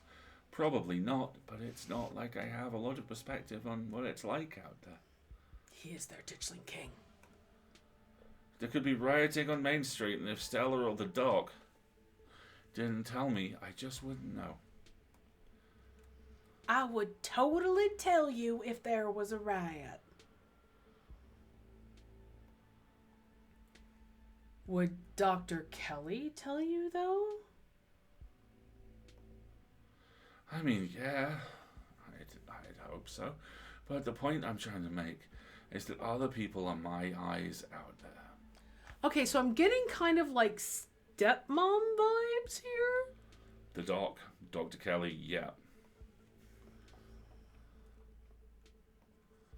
What do you think's going on with Wayne? Who? You know, that guy who's been following Petra around being all ominous. Oh, yeah, that slasher creep. I appreciate the classic Jason vibe he has going on. Here's hoping he doesn't live up to the look. For all our sakes. What do you think of my cousin? She was always so distant and mean. I probably would have thought she had it out for me personally if she wasn't like that towards everyone, or if I thought she even knew my name. But people change. Maybe she's nicer now. She's still terrible. You guys just never took the chance to get to know her. She's actually really funny and sweet. Oh, Stella, no one deserves you. I'll pass, thanks. Let's ask him if he wants to come Yeah, ghost we should. hunting. He's going to say no, but I'm going to ask. Do you want to come ghost hunting with us tonight? Oh, wow. Do you think you'd be down for that? We'd love to have you. Look at her. She's all excited. Yeah, it'd be great to have you along. That would be so amazing. But I haven't had the best luck leaving the house lately. Even just walking to town is enough to put me in bed for a week. It sucks. But make sure you bring your camera, Stella. I want to see everything that happens. Okay, I guess we'll ask the posing question, but I don't like it. It's not too late. If you need someone to pose for your paintings this week... That's so kind of you to offer. If you're okay with hanging out at weird hours, I'd love for you to come by and sit for me. It's been a long time since I was able to draw anyone by myself, and I actually really appreciate the company. Maybe we could all come. Wouldn't that be fun? Oh. Reese's mom shouts from the kitchen. Dinner's on the table. Guess that's it for catching up. Make sure you all wash your hands with soap. I don't want anyone sharing their germs at the dinner table. What is her damage? Sure thing, Doc.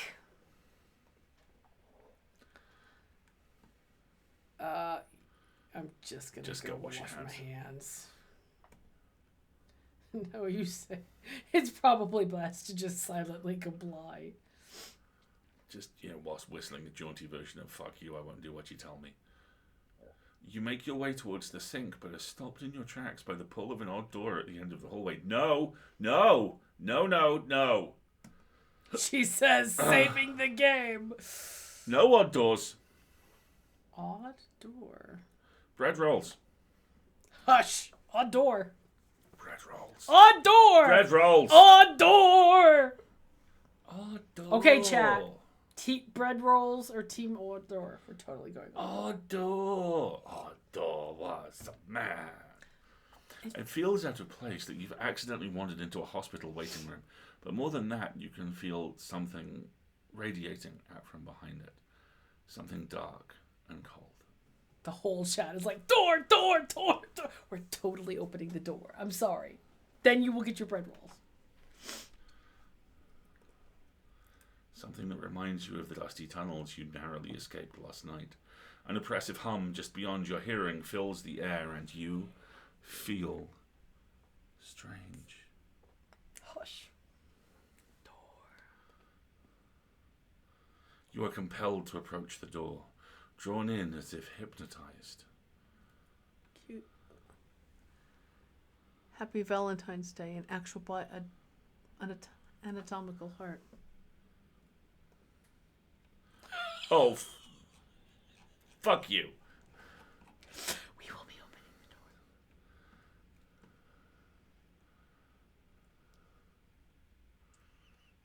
door. Look at this.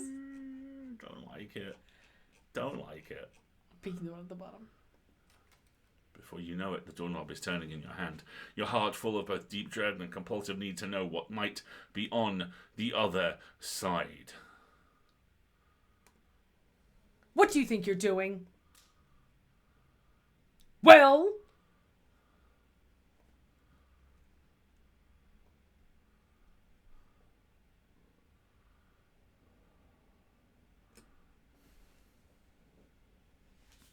What do we say to her? There's something compelling about this door. I need to see what's behind this door. I was looking for the bathroom. Nothing. Return to door. Oh, I'm so tempted to return to the door. Yeah, I'm with Wendy. Tell the truth. There's something compelling about this door. No, there isn't. Now wash your hands. Oh, fuck. You won't let her interrupt you. You need to know what's behind the door. Oh, no, you don't. Come on. Wash your hands and sit down. What the fuck is going on? She grabs you by the shoulder, yanking you away.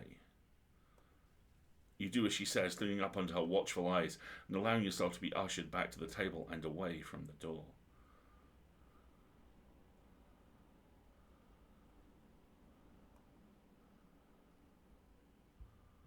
Dinner is already laid out. Dinner rolls, spaghetti, a light salad. Kanika anxiously picks at her food. Stella is nervously talkative. Reese is suddenly quiet and tense, and his shoulders tight as his mother perches on the chair next to his. Dr. Kelly eyes all of you with a sharp, fierce gaze. She sits opposite you at the far head of the table, her features silhouetted against the light of the setting sun in the window behind her. Yeah, good question, Grim Goblin. I wonder how this would go with the powerful build trait. Body checker and open it anyway. Yeah. Pills.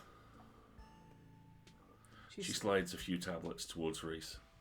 I love how Kanika and Stella are both like, the fuck? Yeah, this kid needs to be taken out of this home.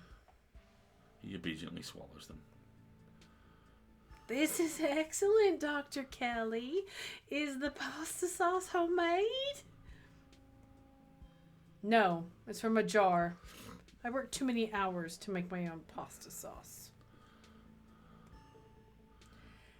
Well, you have excellent taste in brands. And if you ever want any tips on easy homemade pasta sauces, I could... No thanks, Stella. I have the internet if I need recipes. She's trying. I know she is, bless her. Thanks again for having us, Dr. Kelly. We really appreciate it. You didn't tell me they came by yesterday. You were asleep. I didn't want them to wake you up. But you could have told me. Why? They were coming over today anyway. I would just rather know these things. Noted.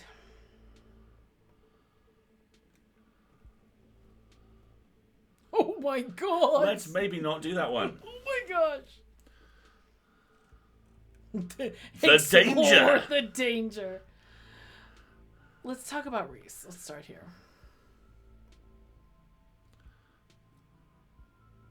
Does no one in this town have two parents? What the fuck is wrong with you people,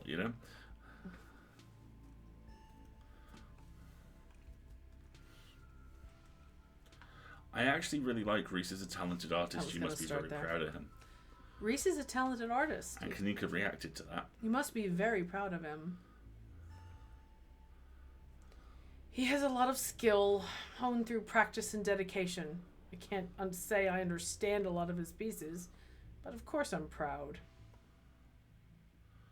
Thanks, dog.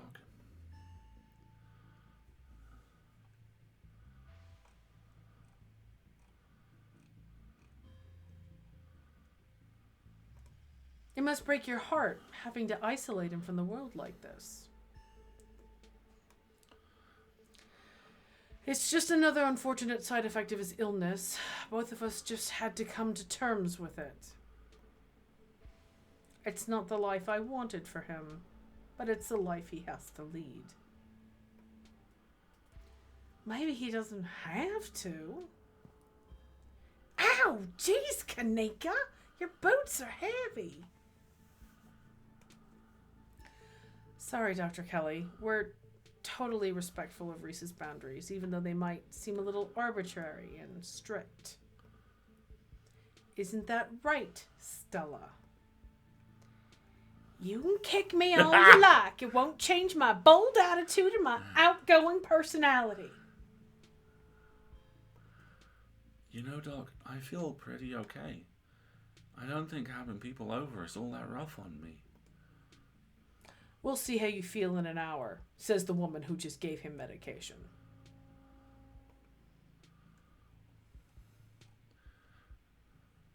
I don't want to ask about him in front of him. Especially That's after rude. you've had that conversation. Yeah. And that top one is straight up dickitude.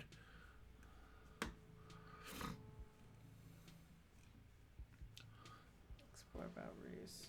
Oh, that's what we did. Danger.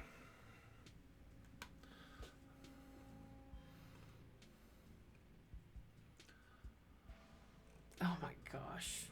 If you've been bothered by spores, mold, and fungus, Spores. we're ready to believe you. Have you seen any sick animals lately? I'm a doctor, not a vet. Damn it, Jim. Didn't someone come in with a sick cow last week? Good boy, Reese. Yes, but it's not like I examined the thing. I told them what I just told you and sent them on their way. I don't believe that. You said it had lumps. Sure, it had lumps, but I assumed it was suffering from some cow disease. It's not something I've done much research on. I don't know how normal it is for a cow to be covered in lumps. Starting to get some context on the doc. Doesn't that sound like ditchlings? Are no farm animals safe from their devious clutches?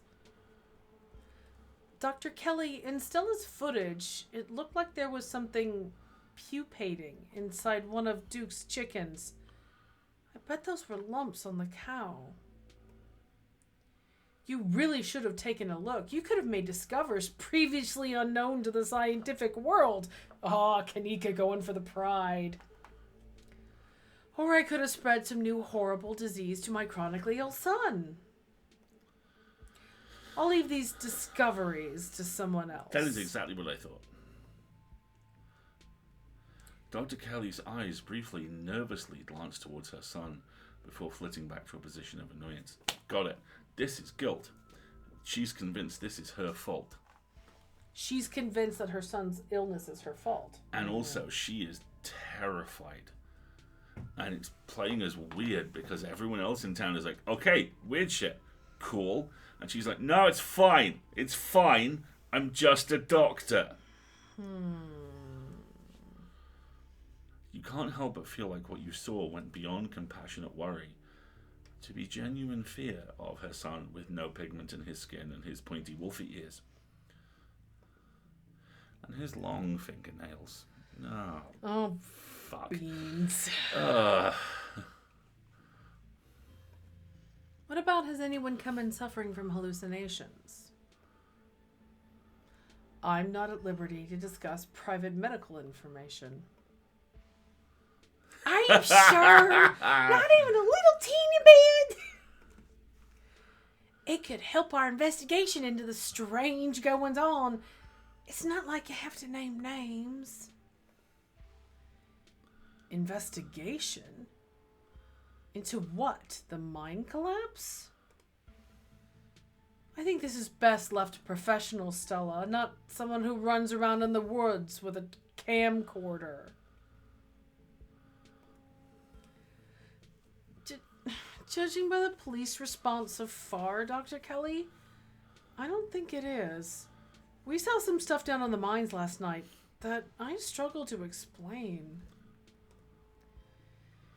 Maybe if we knew if there were any miners suffering from hallucinations, we could just rule it out as a gas leak, but you were in an abandoned mine. The chances that you were huffing something dangerous and hallucinatory are through the roof. Leave it at that and treat it as the accident it was, not like some kind of mystery to unravel.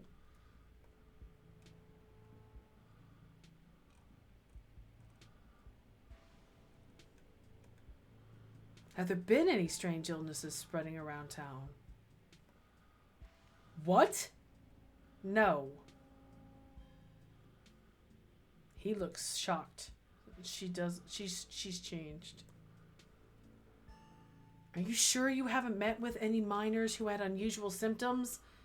Anyone who seemed sort of drippy or strangely ominous when they talked? Sorry to pry, just doing my due diligence. Absolutely not. I've barely seen so much as a runny nose, which is a good thing. If you're so concerned about the mine, why don't you just have Petra ask Tabitha? I have no interest in violating HIPAA for your weird little investigation into nothing.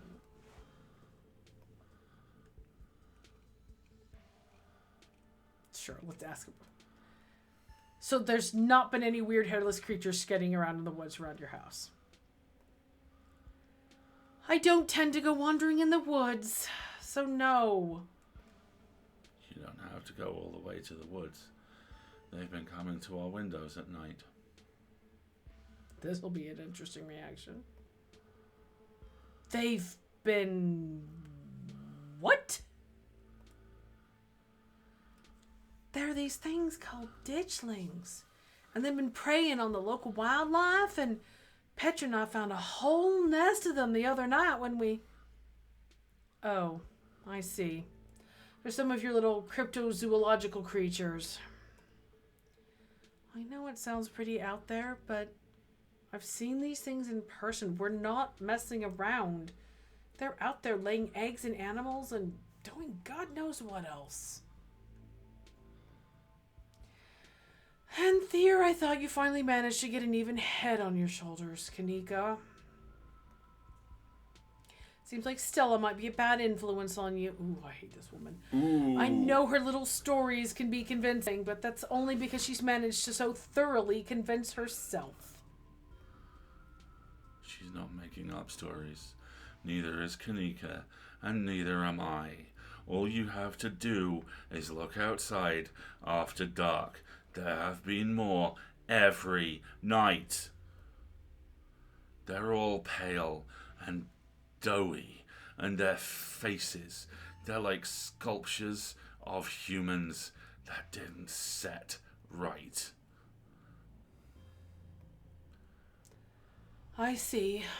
You stay up too late painting your grisly faces, so you've started to see them everywhere. I'm sure whatever's outside is just raccoons or... Stop. Just stop. Just stop doubting everything I say. Stop trying to rewrite things I tell you to fit what you think should be true. There is weird shit going down in Scarlet Hollow, whether you want to face it or not. Good job, Reese. The more you talk, the less you feel like you're having a conversation. And the more you feel like you're treading on eggshells.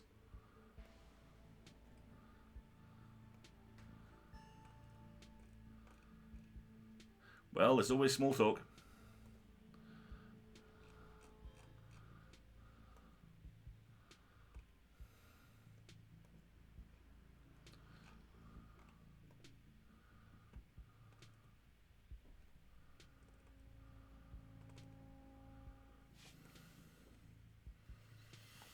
Gosh. Lie. The food's really good. Thanks for putting this together, Dr. Kelly. I don't usually have to cook for so many people. I'm just glad there's enough for everyone. It reminded me of what it used to be like when these two would come over, hungry teenagers eating me out of house and home. We should have charged your parents for all the food you kids went through, honestly. It's like I was running a restaurant, not a doctor's office.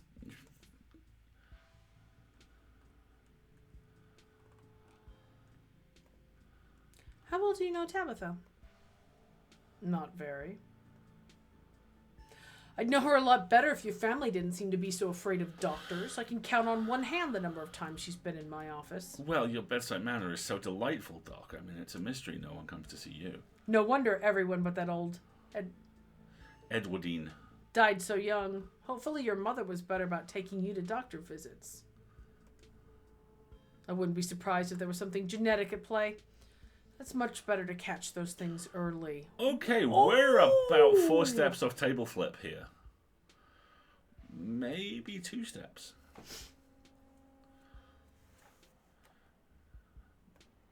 Why didn't you want me poking around the clinic? You seemed awfully guarded about me checking out that door. Because it's closed. Doctors don't usually just let people wander around their clinics. Of course, Dr. Kelly, we would never. I'm sure Petra's just joking. Right, Petra? You know, I can't say I ever felt drawn to the place before, but the secrecy is starting to make it feel awfully compelling. Stella, don't you think of getting any ideas from Petra. No one is playing hide and seek in my private offices. Not today. Not ever. I don't have to. Reese can do it for me. Petra, she doesn't need any more bad influences. Yeah, but what if it's haunted? This place was built out of an old Civil War hospital, right? Now we learn this. Holy fuckbags.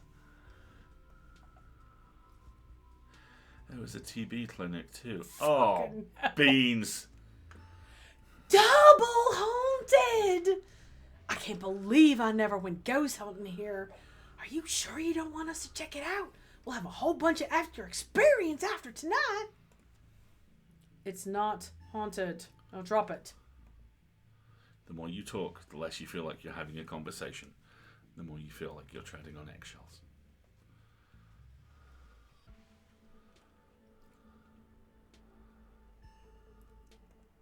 What were Stella and Kanika like as kids?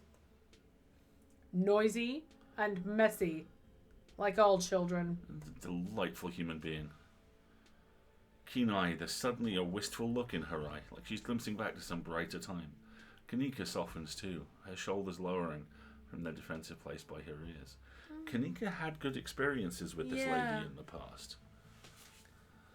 And they always had those little projects, videos or crafts or animal rescues, whatever it was that had captured their imagination that week.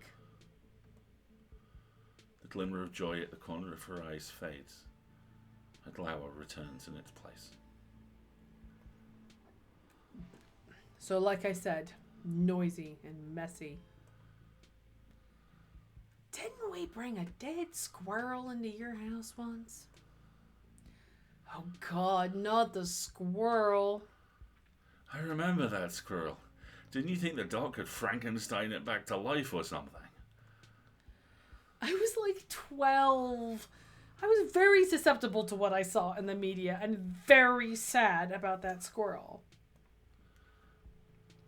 That's one of these things that keeps me up at night. I still feel guilty about bringing that thing into your house, Dr. Kelly. I'm just glad you didn't make it a habit.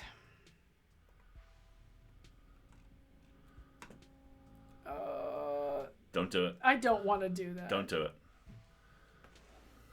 All right, we've kind of explored everything.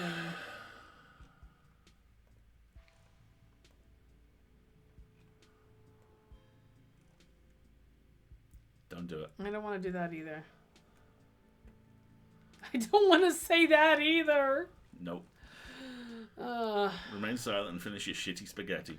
Quietly picking at store-bought spaghetti and dinner rolls. So, we were talking about maybe watching a movie sometime this week while Petra is still in town. We'll have to see how you're feeling. Oh, that's a no. I can handle a movie, dog. Yeah, we'll just sit downstairs in the dark. Reese is used to that. I'm sure he'll be okay. You're always overestimating how much you're able to do, Reese. This is why you keep getting sick. If I get sick, so what? It's not like that's ever going to change. I'm sick every day, and I'm not getting better. I don't want to spend the last few years of my miserable life holed up in the basement alone just because seeing my friends has been deemed too strenuous. I'm an adult, for God's sake. I can't believe I have to ask for permission from my mom just to have friends. Oh, Reese stops mid-sentence, wincing in pain and wrapping himself in his arms. Don't say things like that. I'm doing everything I can to try and fix.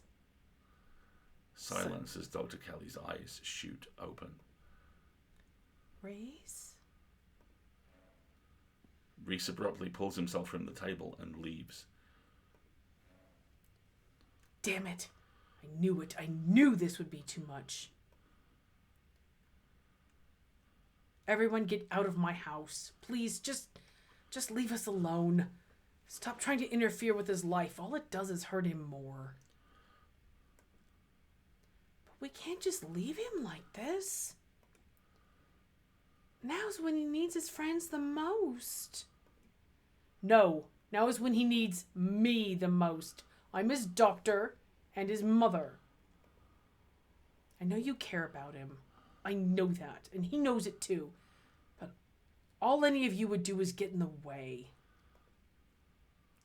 So just leave, please. There's some very significant softening going on here. I don't like this. I don't like this at all. Yeah, don't think I don't know something is up here. Don't think we don't know something's up here. We have stuff to do anyway. He seemed fine before dinner. Sorry, we'll get at your way.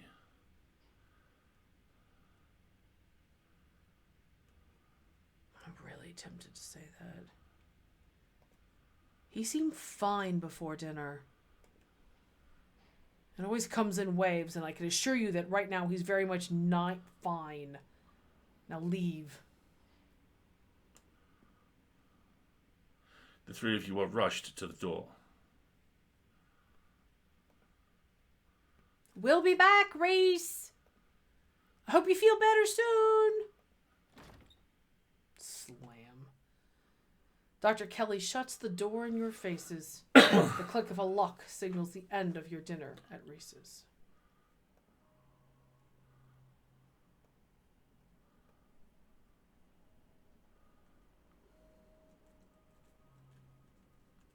What a lovely dinner. Something weird happened when I went to wash my hands. It was like I was forced to try and break into the clinic. Forced? How? It was like something was making me go there.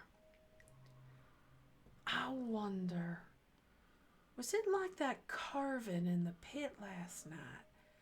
Before you had that seizure, it was kind of like you were hypnotized. I wasn't there, but I guess I'll take your word on it. Hypnotism seems like a step up from what we've been dealing with, though. I mean, I don't know. A lot happened last night, but the whole thing was trance-like.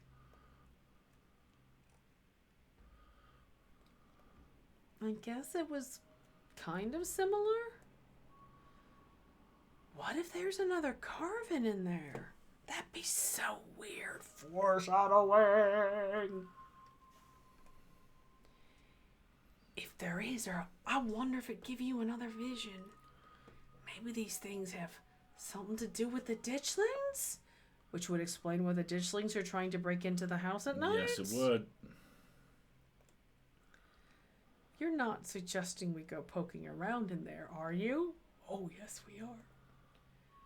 Of course I am! Maybe tomorrow. I am not breaking into Dr. Kelly's clinic based on a bad vibe Petra got.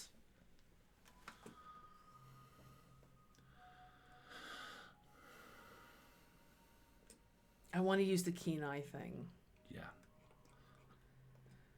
Did either of you get the impression that Dr. Kelly is afraid of Reese? I could have sworn I saw genuine fear in her eyes for a second there. Are you sure she wasn't just being really overprotective? I'm sure that's all that's going on. And she has every right to be. I mean, that poor guy took 2 bites of food and got sick immediately after the pills. I can't imagine what that's like for both of them to go through. If anyone is afraid of anyone in that house, Reese is afraid of his mom. This is really interesting. I think you're both reading into things too much. Dr. Kelly is good people bullshit. Stella, you think everyone is good people. Look, I'm just saying maybe there's more to their dynamic than just him being sick, but it's not like there's much we can do about it right now. We could probably go back and forth on this for a while. Let's grab Gretchen and get going. Sun is setting and we wouldn't want to miss a second of ghost action.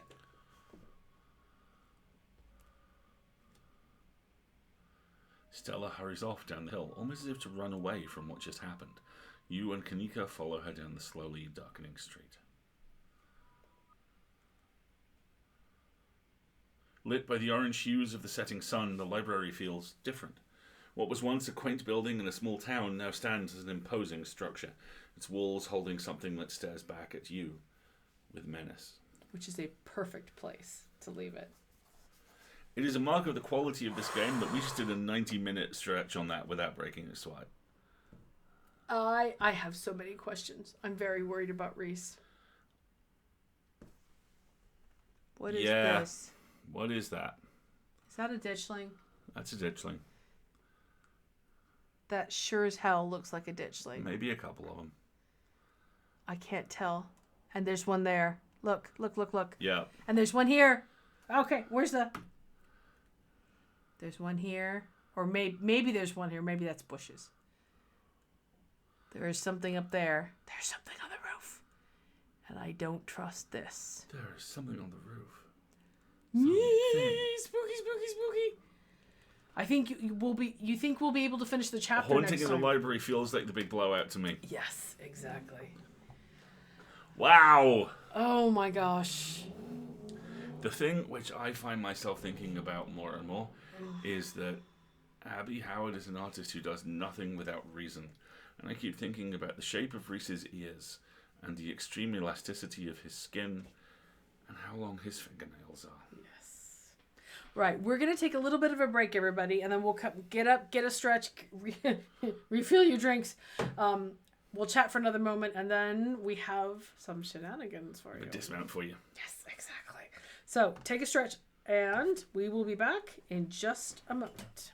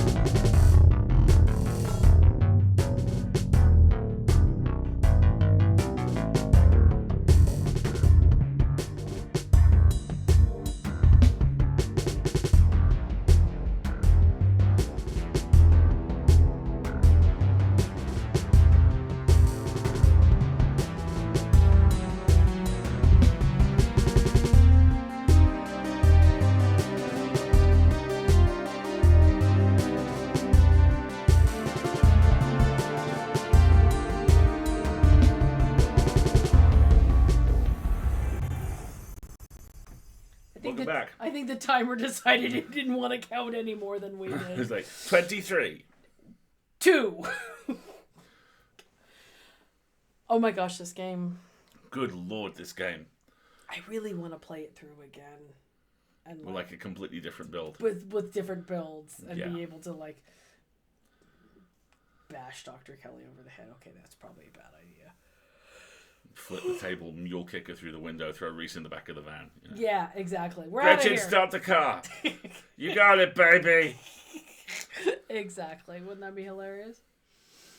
How we doing, everybody? That had that That got was a heavy. lot, and there was a lot of quite heavy stuff in there, so we hope you're doing all right. And so, So we're gonna do some silliness now. to help you deal with the heaviness of Scarlet Hollow, we have more Scarlet Hollow for you. Because for April Fool's Day, Scarlet Hollow did a whole bunch of shenanigans, and so we are going to go through some of them. And by we, I mean you're going to be reading them, because I am going to be pushing buttons and changing things around to show all the... Oh, that's a different one. All the various images. So... Are we prepared? These are the tweets. Alistair's going to read them, and then he will pause as I update all the images. We're going to do this live! Cross your fingers, folks. Hey folks, we've been hard at work the past couple of weeks and are super excited to announce that we've just stealth dropped a huge new patch for Scarlet Hollow, highlighting some of the biggest changes to the game in this thread. First off, a complete overhaul of our relationship system. It was just too complex to keep up, so we've axed the old hidden value system and replaced it with a plus heart, minus heart system, complete with animations every time someone's affection for you changes. Mm-hmm. Now I have to change. Hold. We've also added another new romance option. This time it's your cousin, Tabitha. You do it. If these are actually my adoption papers, then we're not actually cousins. So it's okay if we like each other. Not that I like you or anything. Oh, quick. I have to change to the next one. Help! Help! I'm scrolling as quick as I can. We also know a lot of folks that wish they could pick more traits during character creation, so we've gone ahead and upped it to 5. To balance things out, we've also added 5 new traits to the game, all of which have secret unlock conditions. Happy hunting. The traits are powerful build, clown, talk to animals, furry, street smart, keen eye, book smart, just a little guy. Just a little guy. A little birthday guy. Mystical, hot, Kamehameha, and Sigma male. And we get to pick 5 now, which would be hilarious. Hold on. Change. A cool feature of the clown trait is a side quest to make other characters into clowns. Hog hog! Clown lets you escape the ditchlings in episode 1 by throwing banana peel. Please note the Sigma male trait is available to all MC genders and pronoun selections. We've added some new minigames too, like a first-person hide-and-seek mode whenever Wayne shows up. How many minigames can you find?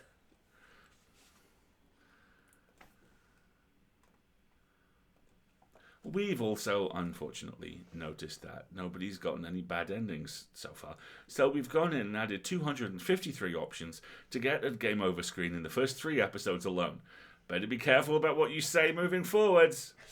You died. You had too much of Tabitha's special cream soda. Oh, God. You've asked for... Hold on. You've asked for voice acting, and we've heard you loud and clear. We've added Ditchy the Ditchling as a new talking companion. Enjoy over 5,000 lines of fully voiced commentary. No other characters are voiced. Gee whiz, Stella. Don't be sad about Gretchen dying. You got Ditchy now. Do you want me to put on my clown nose and do a fun little dance to cheer you up? You get to do the entire... We asked the Scarlet Hollow Twitter account, okay, so who's the voice actor? And they said, Danny DeVito. Alright. This one. Here we go. We've also added a new story branch where you stay at the estate and do nothing all week. The role-playing possibilities are endless. But this is so boring. Are you sure you don't want to head into town? I have too much social anxiety. What if someone tries to talk to me? I've seen horror movies. I am staying here. Stop telling me to leave. Ugh, fine. I'll go do something. And last but not least, we've added a slider at character creation that lets you set how nice Tabitha is. Do you want the nicest cousin in the world, or do you want her to be even meaner? It's up to you.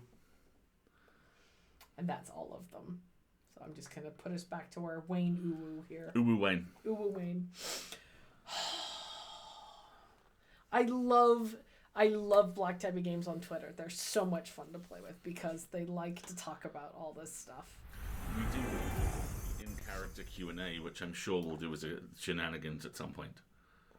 Did you not hear that's about right. this? There was the in-character Uwu Wayne. I know. Is it not a thing of glory? Uwoon. Uwoon. Uwayne. Apparently he's romanceable. Got no face. I have so many questions. Possibly dead. I have so many questions about so many things in this game. Cares a lot about you. In a drippy, haunted sort of way, apparently. Oh, No. you Stop it. Stop it. Just stop it. They do church streams as well. Oh, I might have to go watch some of those. But I can't. I don't want to get any spoilers. I want us to go through it, and then I may start like 1,700 million side games. Not gonna lie.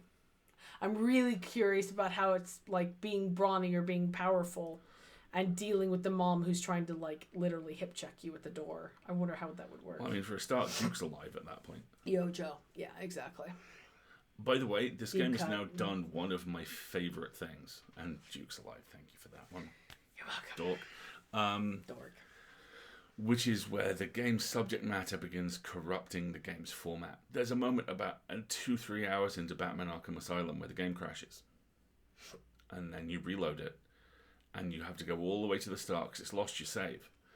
And about 2 minutes in, you notice the Joker's driving the Batmobile this time. And you're handcuffed. Yeah. And it's so well done. That's and right. that options, open the door, open the door, open the door, open the door, Yes. open the door. Just, oh my God. Some sort of psychological compulsion or I am curious as to whether you get a different option based on which open the door you click. Yeah. I doubt it. But yeah. Yeah, I'm very, very... Ooh, don't I have a save not far back from there? Yes, you do. Okay. All right. So I might have to go play around with that.